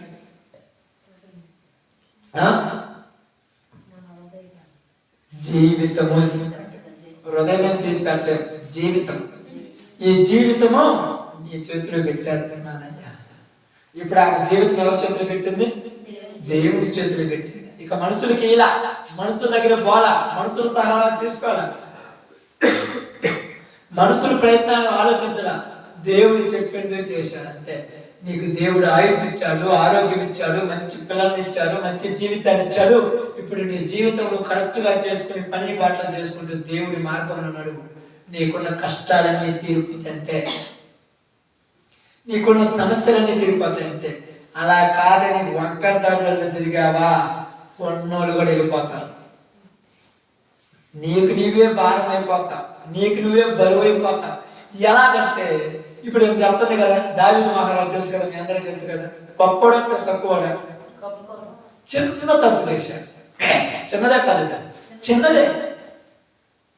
ఆ తప్పు విడిచిపెట్టిన దొరికి నిద్ర లేదన్నా, ప్రశాంతత ఉండడా? ఎక్కడైనా ప్రశాంతం పడుకుని నిద్రపోయిందా? ఇల్లు లేదు, వాకిలి లేదు, భార్య లేదు, పిల్లలు లేదు, వీధులలో, రోడ్లలో, గుహలలో, కొండలలో తిరుగుతుంది. కారణం ఏంటంటే తప్పు వెంటాడింది. ఈరోజు ఉంటారు జీవితంలో ప్రశాంతత లేదు. ప్రశాంతత లేకపోవటానికి కారణం ఎక్కడో ఒక చోట మిస్టేక్ చేస్తుంటాం. చేసామని నేను నిందించమంటున్నాను. చేసిన మనము సరి చేసుకోమని చెప్తున్నాను. నేను ఎప్పుడు చెప్తున్నాను, తప్పు చేసిన వాళ్ళని ఎక్కడ నిందించొద్దని చెప్పానమ్మా. ఇన్ని సంవత్సరాల నుంచి నేను పరిచయం చేస్తున్నాను. ఎక్కడ చెప్తున్నాను? తప్పు చేయని వాళ్ళు ఎవరు లేరు. తప్పు చేసిన వాళ్ళు ఎప్పుడు మనం ఏదైతే చెప్పకూడదు, ఆ బిడ్డను సరి చేసుకోవడానికి అవకాశం ఇవ్వాలని చెప్తాను నేను ఎప్పుడు కూడా. ఎందుకంటే విచారంతో పట్టుబడిన స్త్రీ గురించి చెప్పినప్పుడు కానీ, ఇంకా వీళ్ళు కొంతమంది తప్పిపోయిన కుమారుడు గురించి చెప్పిన ఏం చెప్పినా కూడా తప్పులు చేయని వాళ్ళము లేవు లోకంలో. తప్పు చేసిన వాళ్ళని నీచంగా చూడాల్సింది. ప్రేమతో వాళ్ళని మార్చడానికి ప్రయాసపడాలి, వాళ్ళకి అవకాశం కలిగించాలి. చేసేవాడిని నిందించిన మనకు బాగుపడ అవకాశం ఇవ్వాలి. ఎందుకు ఇవ్వాలంటే దేవుడు మనకిచ్చాడు కనుక. ఆమేన్. యేసు ప్రభు నాకీలా, యేసు ప్రభు నీకీలా దగ్గర లేదురా.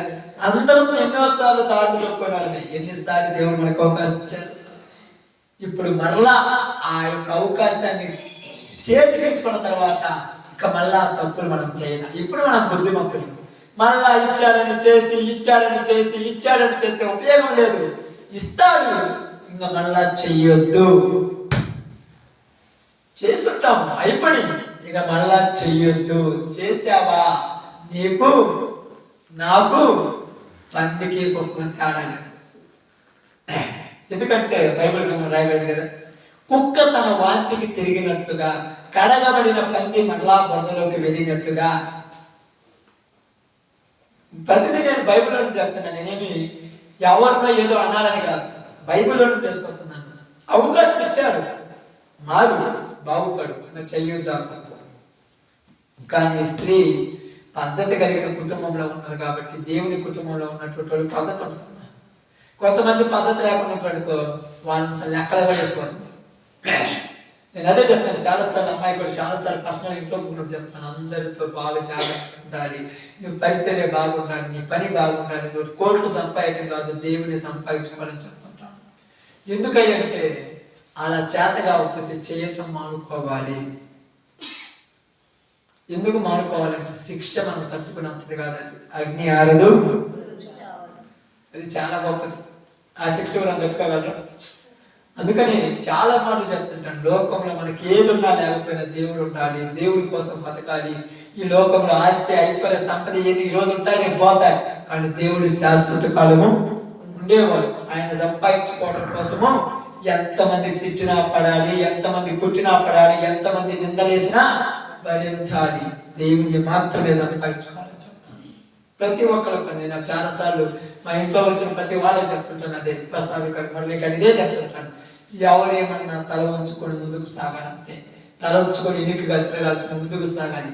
మనసులో పగలు పెంచుకుంటే జీవితాలు బాగుపడవు. ఆ రోజుతో దాన్ని తుడిగేసుకొని ముందుకెళ్ళిపోతుంది అంతే. మన బట్టల మీద మురికి పడిందంటే సబ్బుతో కడుక్కొని మరలా వేసుకున్నట్టుగా మన జీవితం ఒక మురికి లాంటిది అన్నమాట. అది పడుద్ది, దాన్ని కడిగేసుకొని మరలా ముందుకు పోవాలంతే జీవితం. కాబట్టి ఇప్పుడు ఏమో ప్రవక్త శిష్యుడి దగ్గర ఉన్నది కాబట్టి అంత పద్ధతిగా ఉండటం. ఈ రోజు మనం కూడా ప్రవక్త శిష్యుడి దగ్గర ఉన్న కుటుంబం అంత పద్ధతిగా ఉంటే, యేసు ప్రభు దగ్గర ఉన్న కుటుంబం ఎంత పద్ధతిగా ఉండాలి. యేసు ప్రభు గొప్పడా, ఎలీషా గొప్పడా? ఎలీషా దగ్గర ఉన్నటువంటి ఆ కుటుంబం అంత కరెక్ట్ గా ఉన్నప్పుడు, యేసు ప్రభు దగ్గర ఉన్నప్పుడు మన కుటుంబాలు ఎలా ఉండాలమ్మా? ఎంత పద్ధతిగా ఉండాలి, ఎంత జాగ్రత్తగా ఉండాలి, ఎంత జాగ్రత్త కలిగి జీవించాలి. ఎందుకంటే మన జీవితము దేవుడి చేతిలో ఉన్నది, మన చేతిలో లేదు.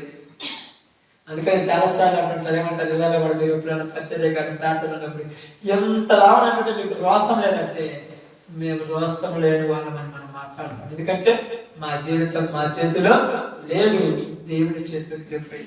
ఇక దేవుడికి రోసం అంతే కదా మనకు ఉండటానికి. దేవుడికి ఏదంటే రోసము? పాపం అంటే రోసం. మేము పాపం చెప్తే మమ్మల్ని కొట్టండి, మేము పాపం చెయ్యం. ప్రాణం పోయినా పాపం అయితే చెయ్యం. అదే మనం చెప్పేది ఎవరికైనా, లోకంలో ఎవరైనా ఎదిరించినప్పుడు చెప్తున్నాం, ప్రాణం పోయినా పాపం అయితే చెయ్యం. ఎందుకంటే మేము నమ్మిన దేవుడు మాకు అది నేర్పించాడు. ఈరోజు అదే క్రైస్తవ కుటుంబాలలో కావాల్సింది ఇదే. కానీ ఈరోజు క్రైస్తవ కుటుంబాలలో ఇదే కనపడటం. ఇది అసలు కనపడటం లేదా? ఎందుకు కనపడటం లేదంటే లోకాశలో పడిపోయి దేవుని ఆలోచన పక్కన పెట్టేశారు. నిజంగా ప్రవక్త కుటుంబం అంటే అరువు తెచ్చుకోవటానికి పోయి అడగగానే ఇచ్చినట్టు ఎంత గొప్ప కుటుంబం ఉండాలమ్మా. ఈరోజు మనం పోయేటైతే ఎవరైనా ఇచ్చేవాళ్ళు ఉంటారా? ఎవరైనా ఇస్తుంటారా? అప్పుడప్పుడు చాలాసార్లు మనం అడుగుతుంటాం, ఎవరైనా ఇచ్చేవాళ్ళు ఉంటారా? ఎవరు లేదంటే జీవితంలో సరి చేసుకోవాల్సిన చాలా ఉండాలి. మనమేం కావాలని అడగం, అవసరం ఇచ్చినప్పుడు అడుగుతాం. దేవుడే మన చేత ఆ పరిస్థితి తెప్పిస్తాను, నీ బ్రతికేలాంటి చూపించడానికి కూడా మనం చెప్పించవచ్చు. అప్పుడప్పుడు కొంతమంది ఇవన్నా నేను డబ్బులు 100 ఒక 1000-2000 అడుగుతుంటున్న అవసరం ఇస్తుంటారు మన సహోదరులు చాలా మంది. టైం చెప్పినప్పుడు టయానికి తెచ్చి అలా తాకట్టు పెట్టైనా, లేకపోతే ముందు వచ్చి ఒక వారం పట్టుదని సమాధానంగా మాట్లాడాలి. అసలు పట్టించుకోకపోతే ఈసారి మనం పడుచుకుంటున్నాం. మనం దేవుడి బిడ్డలమ్మ, అంటే ప్రతి దానిలో కూడా తప్పు చూస్తాడు దేవుడు. తప్పేముంది? ఇప్పుడు దానికి ఆ అక్క దగ్గర నేను 500 తీసుకున్నాను, వారానికి ఇస్తానన్నాను, ఆ వారం నేను ఇస్తానని ఎదురు చూస్తుంది. ఒక రోజు ముందు పోయి ఈ 2 రోజుల్లో దొరకవు, 2 రోజుల తర్వాత ఇస్తానంటే పంపడం మునిగిపోతాయా? ఆ వారం తర్వాత మళ్ళా చూసి నా వైపు వేరే రకంగా చూస్తుంటదిగా. నేను వాళ్ళ వైపు చూడలేను, వాళ్ళు నా వైపు చూడలేను. కారణం అనేది డబ్బే అడ్డం. కానీ మన స్తోమతను బట్టి మనం చెప్తూ ఉంటున్నట్టు తప్పులేదు. ప్రవక్తల కుటుంబం ఇది. ఇది ఎవరి కుటుంబము? ప్రవక్త కుటుంబం. ఇంత పద్ధతి ఉన్నది కాబట్టి భర్త చచ్చిపోయిన ఆమెకు మాత్రం విలువ తగ్గలేదు. ఈరోజు మనం జీవించిన జీవితాన్ని బట్టి మనకి విలువ ఉంటుంది, కానీ మనం మాట్లాడే మాటలను బట్టి విలువ రాదు. మన ప్రవర్తన బట్టి మనకి విలువ ఇస్తారు 10 మందిలో. కాబట్టి ఇప్పుడు ఆ కొండల నిండా మొత్తం నూనె నింపేసింది. పక్కన చక్కెర తెచ్చుకోలేదు, ఆమె దగ్గర ఉన్నది. నువ్వు దేవుని దగ్గరికి వచ్చినప్పుడు నీ దగ్గర ఏ టాలెంట్ ఉంది? పని చేయగలవా? ఆ పని చేస్తే దేవుడి మీద ఆధారపడి నీ అప్పులన్నీ దేవుడు తీర్చేస్తాడు.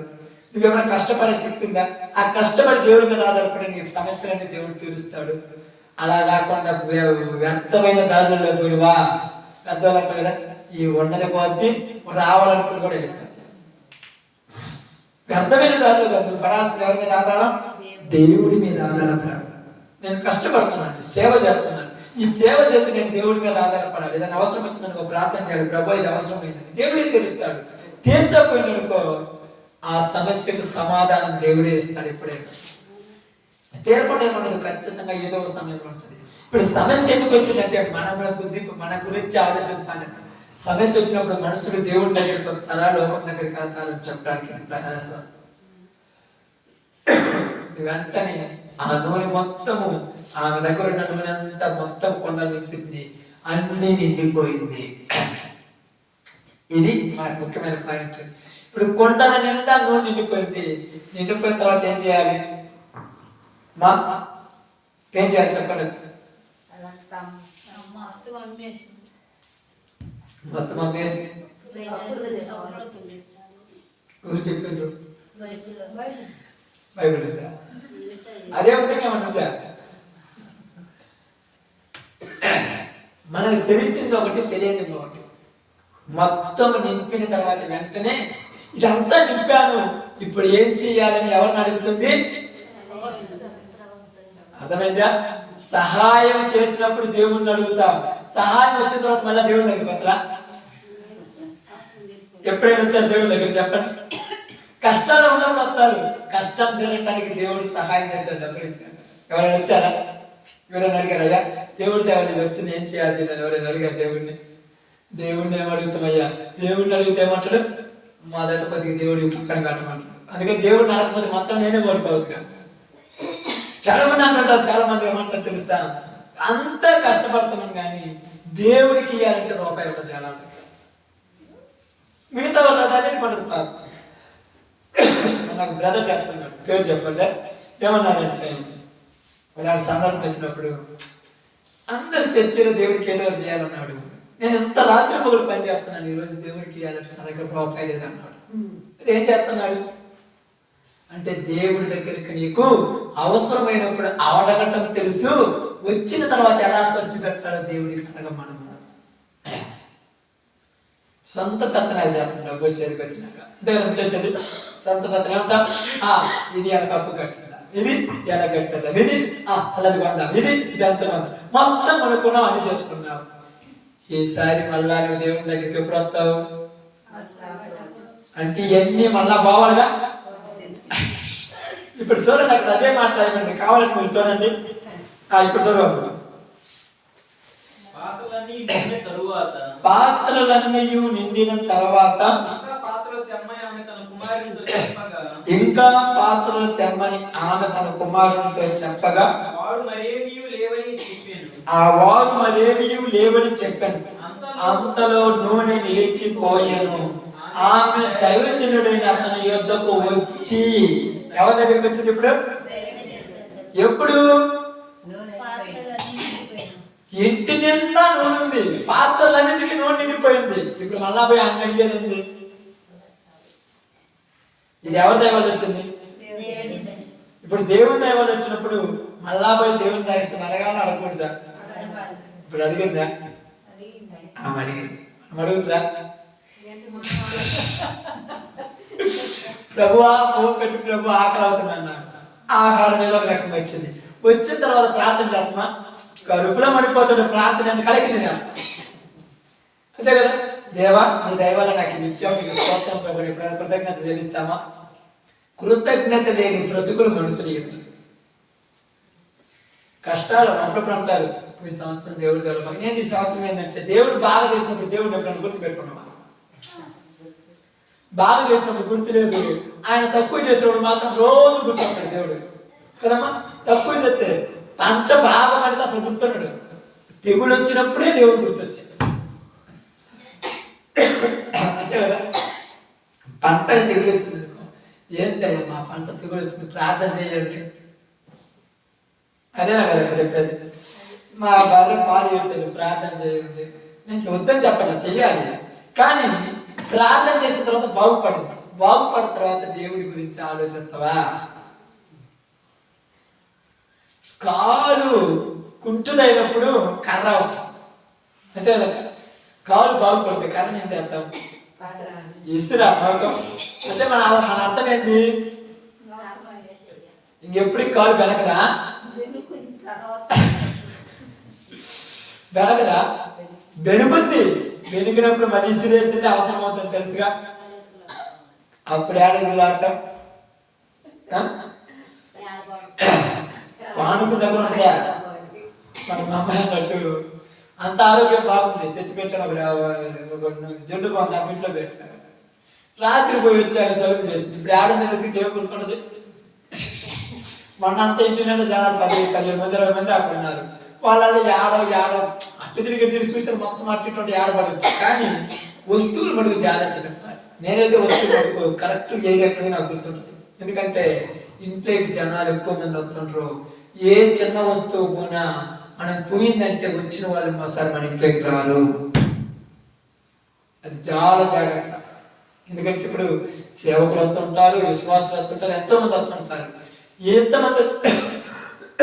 ఎంతమంది వచ్చినా ఒక్క వస్తువు కూడా మా ఇంట్లో పోవట్లేదంటే జాగ్రత్త చేయాలి. అంటే వాళ్ళు దొంగతనం చేస్తారని కాదు, ఒకవేళ మనమే 500 రూపాయలు పెడతాం, మర్చిపోయిన తర్వాత డబ్బులు పెట్టి ఆడని అందరిని అడుగుతాం. అప్పుడు వాళ్ళందరూ వాళ్ళు ఫీల్ అయిపోతారు, నేను తీసిందేమని. తర్వాత వాళ్ళందరూ నాకు ఆన్యం ఉంటాయి. అందుకని మనుషులు నేను ఇంట్లో ఉన్నప్పుడు జాగ్రత్తగా ఉండాలి. ఎందుకంటే నువ్వు ఆ మాట నింద వాళ్ళ మీద ఎత్తి ఇంకోసారి మళ్ళా మన దగ్గరికి రావాలి. అది బాగా గమనించాలి. దేవుడు సహాయం చేసాడు, సహాయం చేసిన తర్వాత మళ్ళా దైవజనం దగ్గరికి పోయి అడుగుతుంది, ఇప్పుడు ఏం చేయాలయ్యా? అసలు ఈ నూనె దేనికి నింపించిందో అలా తెలుసా? అవసరం తెలుసు. అప్పుడైనా అయ్యా అప్పుడు తీర్చుకోవాలి, నా పిల్లలను తెచ్చిపోతారు. అయితే నువ్వు పోయి మొత్తం కొండ తెచ్చుకొని నీ దగ్గర ఉన్న నూనె అంతా నాకు భయపడ్డా. ఈ నూనె దేనికి చేసిండో నాకు తెలియదు. ఇప్పుడు నేను పోయి ఆయన అడిగితే ఆయన ఏ సలహా చెబితే అదే సలహా నేను చేస్తాను. ఇప్పుడు ఆయన దగ్గర పోయి అడిగితే ఆయన మొత్తం నాకు తెచ్చేయమంటాడా అంటాడమ్మా? చాలా మంది భయం అదే. ముందు దేవుడికి ఇది వచ్చిందంటే దేవుడికి ముందు తీయమంటాడు భయం. అందుకని అసలు చెప్పడం అనుకుంటున్నాను. కానీ ఊరు కూడా ఏ దేవుడి సేవకుడు అని అనిపించాడు. అది నీ మనసులో ఉండాలి. దేవుడి సేవకుడు చెప్తే రావు, మనుషులు చెప్తే రావు, దేవుడిని కనిపించాలి. ఇప్పుడు అంటేనేమన్నాడు? అదంతా అమ్ముకొని నీ అప్పులు తీర్చుకొని మిగిలిన దానితో నీవును నీ పిల్లలను బ్రతుకుడి. ఆమేన్. అంటే దేవుడి దగ్గరికి వచ్చినప్పుడు దేవుడు ఎంత సహాయం చేస్తున్నాడమ్మా? ఎఫెసీయులకు రాసిన పత్రిక 3:21 వచ్చినప్పుడు చదవండి.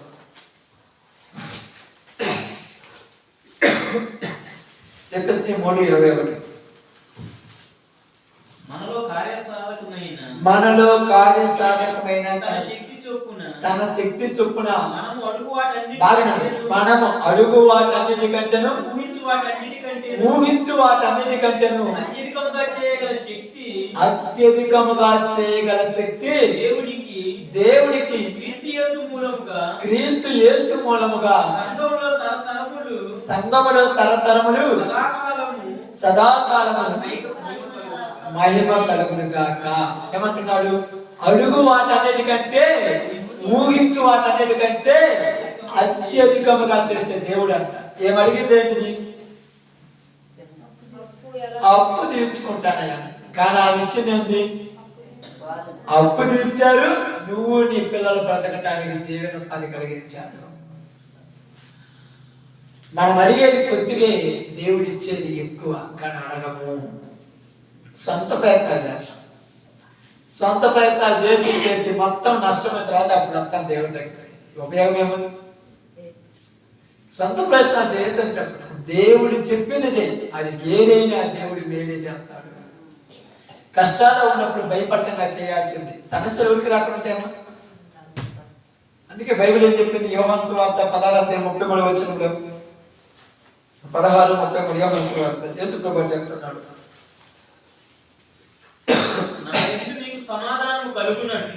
నా యందు నీకు సమాధానము కలుగునట్లు మీతో ఈ మాటలు చెప్పుచున్నాను.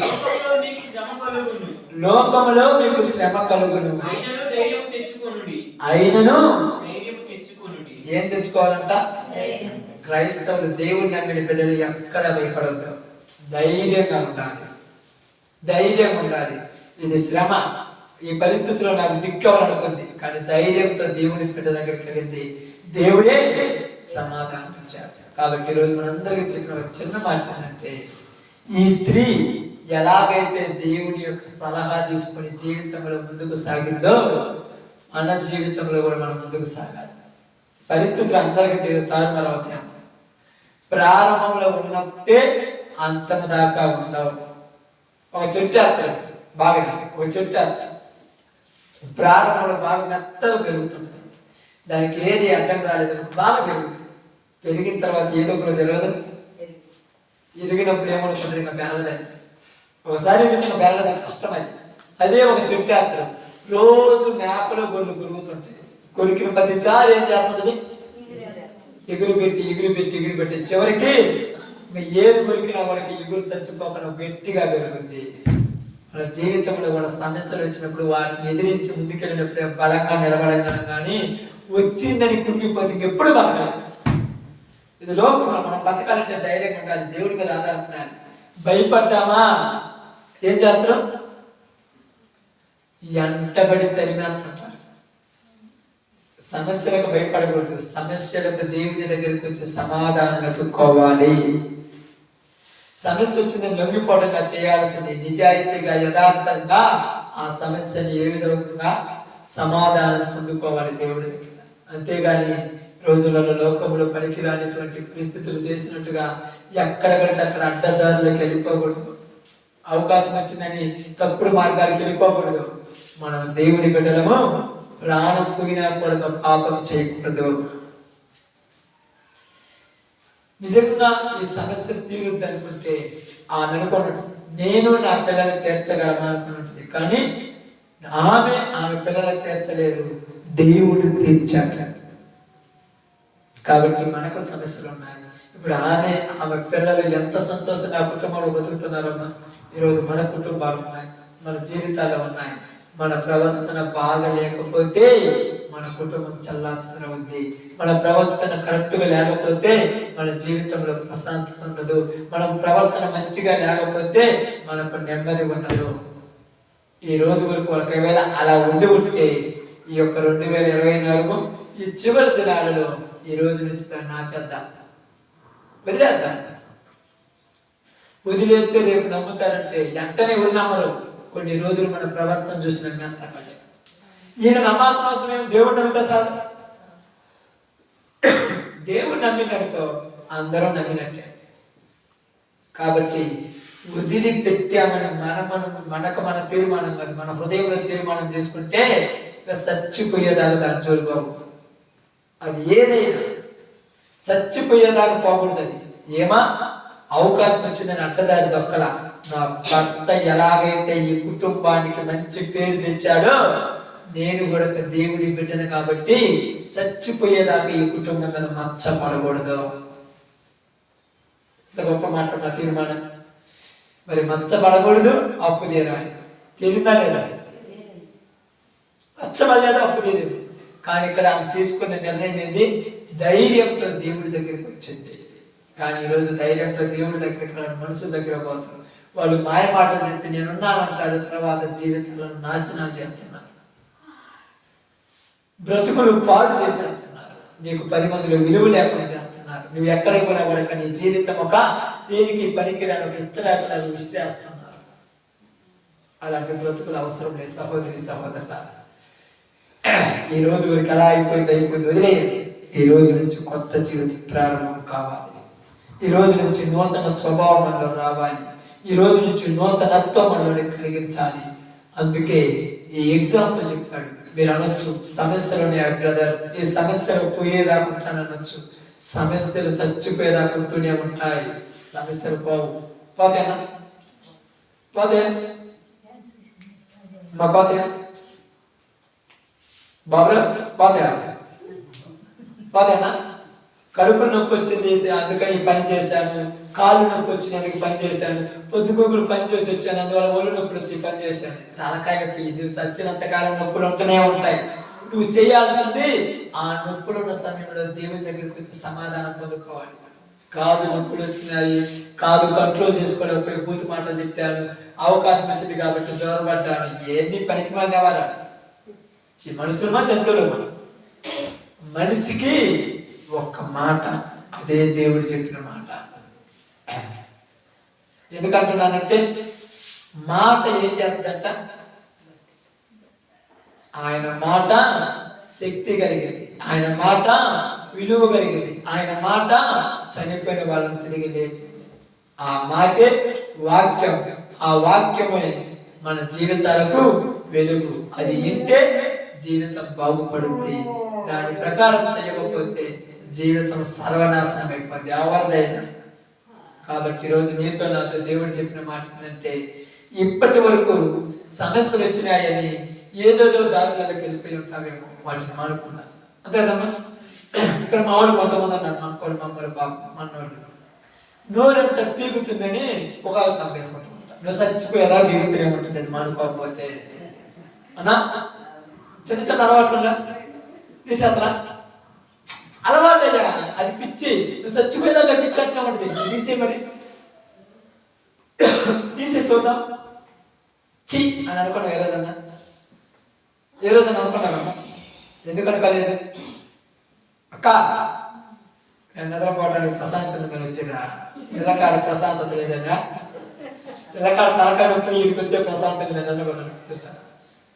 ఒక చిన్న సమస్య ఏమవుద్ది? పెద్దగా మారిపోద్ది.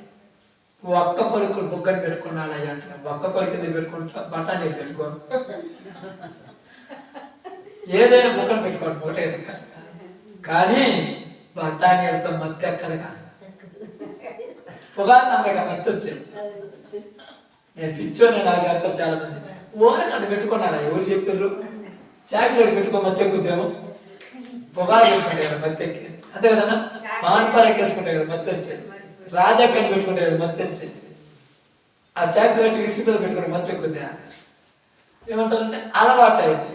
నీకు ఆఫ్టర్ ది చిన్నదాన్నే మానుకోలేకపోయినంటే వాళ్ళు తాగుబోతుడు తాగుడు మానుకుంటారమ్మా. వ్యభిచారం చేశాడు, వ్యభిచారం ఎట్లా మానుకుంటాడు? పొద్దుగూకులు దేవుని దగ్గరికి వచ్చి అన్ని ఈ అబద్ధాలు బూతు మాటలు మానుకుంటారు, ఎట్లా మానుకుంటారు? పరిస్థితులు అలా వచ్చినాయి. ఏమో పరిస్థితి అట్నే వచ్చింది. ఏమో కూడా అంటదా దొరికితే గురించి చెప్తే రాసులా. ఇప్పుడు నువ్వు చేసిన చిన్న పొరపాటు వల్ల దేవుడికి అవమానం అవుతుంది తెలుసా? మీరు చేస్తున్న తప్పుడు ఊరికి తెలియదు అనుకున్నా. నేను చేస్తుంది నువ్వు చేస్తే తెలియదు అనుకో. కొంతమంది ఏం చేస్తారంటే దొంగ చాట్లు ఉప్పు కాకున్నట్లు పెట్టుకుంటారు, దొంగ చాట్లు ఎదినట్లు పెట్టుకుంటారు. నేను చూడకపోతే ఎవరు చూస్తారు? అది రేపు నీకు ఏదికి దాని దారికి వస్తుంది. ఎంత ప్రకాశం ప్రార్థన పోతున్నా పోతున్నా, ప్రకాశం మధ్య ప్రార్థన పోతుంది పర్లేదంటాడు. వచ్చేట్లే ఊరు చెప్పా వాడు కూడా పాన్పరాకేసుకుంటుంటే నువ్వు తిరిగేది ఊరుతావు, పాన్పరాకేసుకుంటూ అవుతావు, పొగాకేసుకుంటూ అవుతావు, రాజకీయం తీసుకుని అవుతావు. నీకు అలవాటు లేకపోతే అలవాటు అవుతుంది. నేను అందుకే చెప్తున్నాను చాలాసార్లు. నేను బండి ఎక్కించుకునేటప్పుడు సిగరెట్ తాగే వాళ్ళు ఇంకా నేను బండి మీద ఎక్కించుకున్నాను. కానీ కొంతమంది నా బండి మీదకి వచ్చినప్పుడు నా ఫ్రెండ్స్ చెప్తారు కేయినా వేసుకుంటే బండి తిప్పుతా, మధ్యలో తిప్పుతా. కానీ కొంతమంది తెలిసినా కూడా ఎందుకు తిప్పలేదంటే బుద్ధి తెచ్చుకుంటారు. తప్పు చేయకూడదు మనం. నేను అప్పుడప్పుడు చెప్తాను, అమ్మాయి కూడా చెప్తాను, దేవుని సేవకుడు ఎవరు మాట్లాడుతున్న దాని లోపం ఉంటే నవ్వద్దు. ఎందుకంటే దేవుడికి అద్భుతాలు చేసినట్టే శిక్ష పడాలి. ఇది దేవుడు చెప్తున్న మాటలు. నాలో తప్పులు ఉన్నప్పుడు నేను కూడా తీసేసుకోవాలి. దేవుడు తీసుకోవాలి, ఎందుకంటే తీసేసుకోలేకపోతే మనలో ప్రాధాన్యత ఉండదు. కాబట్టి మీ అందరికీ చెప్పిన ఒక మాట ఏంటంటే, అందరికీ సమస్యలు ఉన్నాయి. ఏమలాగే లేమలు అనురా, కానీ సమస్య వచ్చినప్పుడు ఆమె ఎవరి దగ్గర పోయింది? కానీ మనం ఏం చేస్తున్నాము? పండ్లు పీకుతున్నాయని ఒక పెట్టుకున్నావా? తప్పు కదక్క. పండ్లు పీకుతున్నాయని కాదు, నీకు చచ్చిపోయేదాకా పండ్లు పీకుతున్నట్టు, ఎందుకంటే పొగాకు మానుకోకూడదని. నువ్వు చనిపోయేదాకా కళ్ళు తిరుగుతున్నావంటే ఒక్క పలుకు నువ్వు బుక్కను పెట్టుకోవాలని. నువ్వు చచ్చిపోయేదాకా కొలు నొప్పులు ఉంటే సారాయి తాగాలని. నువ్వు చచ్చిపోయేదాకా నీ ఇంట్లో వాళ్ళు తిడుతుంటాడు, వాళ్ళ మీద సాడీలు చెప్పాలని. వాళ్ళ మీద చెప్తావు, అత్త మీద చెప్తావు, ఎందుకంటే వాళ్ళు తిడుతుంటారు పొదుపుకులు. మరి నీ బ్రతికి ఎప్పుడు బాగుపడాలి? వాళ్ళు అలా చెప్పకపోతే నేను ఎందుకు చెప్తాను వాళ్ళ మీద? వాళ్ళు చెబితే కదా నీ బతుకు బయటపడేది, చెప్పకుండా బయటపడద్దా? భర్త చచ్చిపోయి అప్పులో వచ్చినాడు కాబట్టి ఏమో ధైర్యం బయటపడదు. అది అప్పులో రాకపోతే మనకు కూడా సమస్యలు వచ్చినప్పుడు నిలబడినప్పుడే మనం కరెక్ట్గా ఉంటాం. నిలబడకపోతే కరెక్ట్గా అప్పుడు నేను చెప్తాను, నాకు తెలిసి నేను ఎంతో మంది చెప్తాను, నాకు తెలిసి చుట్టుపక్కల అందరూ అదే. ఎవరికి కూడా నేను తోడు సమాధానం చెప్పలా, తల తెచ్చుకొని పోతూనే ఉన్నాను. ఎందుకంటే నా దేవుడికి తెలిసి నేను అంటాడు. అప్పుడప్పుడు అంటారు, ఏం ప్రార్థన ఓ ప్రార్థన అది అంటారు. వాళ్ళు మనం ఎదిరించకూడదు, ప్రేమతో సమాధానం చెప్పుకోవాలంటే. అప్పుడప్పుడు చాలా మంది అయ్యి మాట్లాడుతుంటారు, కొంతమంది అంటుంటారు మన ఇంట్లో వాళ్ళు అంటారు, మా నాన్న అంటుంటారు, ఉద్యోగం చేయమంటారు, జోడ తెలుసు బుద్ధిరుగుతున్నాడు. నేను తింటే ఆయన నా భక్తి చూపించాలని దేవుడు ఆయన రెచ్చగొడుతున్నాడు. అప్పుడప్పుడు 500 ఎప్పుడైనా అడిగి నన్ను ఉద్యోగం చేసుకుంటే 500 వెళ్ళుకొచ్చేరా, ఆ మాట ఒక్కంటాయి. నా భక్తి చూపించాలి అక్కడ. ఆయన అన్నాడని నేను రెచ్చిపోతే, ఆయన తిట్టాడని నేను అనుకుంటే అప్పుడప్పుడు అంటారు, అమ్మ ఉద్యోగం చేసినప్పుడు నీకేం పని ఇటు తిరుగుతున్నావు అంటారు చుట్టుపక్కల మా ఫ్రెండ్స్ వాళ్ళు అన్నారు. మనం ఏదన్నంటే మన భక్తి, మన యొక్క నిజాయితీ నిలబడాలని సమస్యలు వస్తుంటాయి. ఈ సమస్యలు వచ్చినప్పుడు నువ్వు నిలబడాలి, కానీ ఉండలేక నువ్వు చెప్ప అనకూడదు. కానీ నేను ఇక్కడ దేవుడి సేవకుడిగా ఉండలేక పనికి మాలి దినవ కింద గేట్ అన్నట్టుగా ఆకలి అవుతుంది. నేను ఎంతోడైనా ఇంటికి వచ్చే బోధెక్క కదక్క గేటు తెస్తున్నా. ఎందుకంటే నెబకద్నెజర్ ఏం తినిపించిండు? మనం కూడా ఉండలేకపోతే మన చేత మట్టి తిరిగిపోతున్నాయి కింద బండేసి. అప్పుడప్పుడు చాలా మంది ఏం చేస్తారంటే, అది నా పొగాకు కానీ ఆ కైని కానీ లేకపోతే మట్టి పొగడు పెట్టుకుంటారు. తప్పదు, పిచ్చేస్తాడు ఆ మట్టి పెట్టుకుంటారు. ఏందమ్మా మట్టి శుద్ధరాలు తిట్టడం అంటే, మీరు అందరూ అనాల్సింది నెబకద్నెజర్ బట్టిన గతే ఎలాగ బట్టిన. అబద్ధాలు ఆడతారు, దొంగతనాలు చేస్తారు, ఆదివారాలు పనులు మానుకుంటారు. దేనికోసం? పనికి పోకపోతే పొగా కొనుక్కున్న డబ్బులు వస్తాయా? ఆదివారం పనికి పోతే పొగా కొనుక్కోవచ్చు, అంతే కదా. అందుకని ఈరోజు నేను చెప్తున్నాను, ఈ స్త్రీని ఎందుకు చూపించానంటే, నాకు మన సంఘంలో చాలా మంది కొన్ని చిన్న చిన్న పొరపాట్లు ఉన్నట్టు తెలిసింది. అందుకు నేను వాక్యంతో హెచ్చరిస్తున్నాను, ప్రత్యేకంగా ఎవరిని హెచ్చరించాను. నాకు చాలా మంది చెప్తాను, సమస్యలు అవకాశాలు అందరికీ ఉంటాయి, కానీ మనకు మార్గం తప్పు చేయటమే కాదు, అక్కడ ధైర్యంగా నిలబడి ప్రార్థన చేసి ముందుకు సాగాలి. ఏం తప్పు చేయటానికి పెద్ద లెక్క అడిగే వాళ్ళు ఉన్నారు. అందువలన ఎవరు లేరు, భర్త లేరు, బంధువులు లేరు, ఎవరు లేరు. ఇష్టం వచ్చినట్టు వచ్చి అడిగే వాళ్ళు లేరు. కానీ దేవుడికి భయపడదు. ఈరోజు నువ్వు భయపడుతున్నావు దేవుడికి? భయపడుతున్నావు దేవుడు అంటే లెక్క ఉందా? అస్సలు భయం లేదు. అందుకే దేవుడు ఏమన్నాడు, కొద్ది రోజులు చూస్తున్న తర్వాత ఒకేసారి ఆడదేస్తాడు. ఓకే, అందరూ కూడా తల వంచితే ప్రార్థన చేద్దాం. అందరూ ప్రార్థనలోకి పోతాం.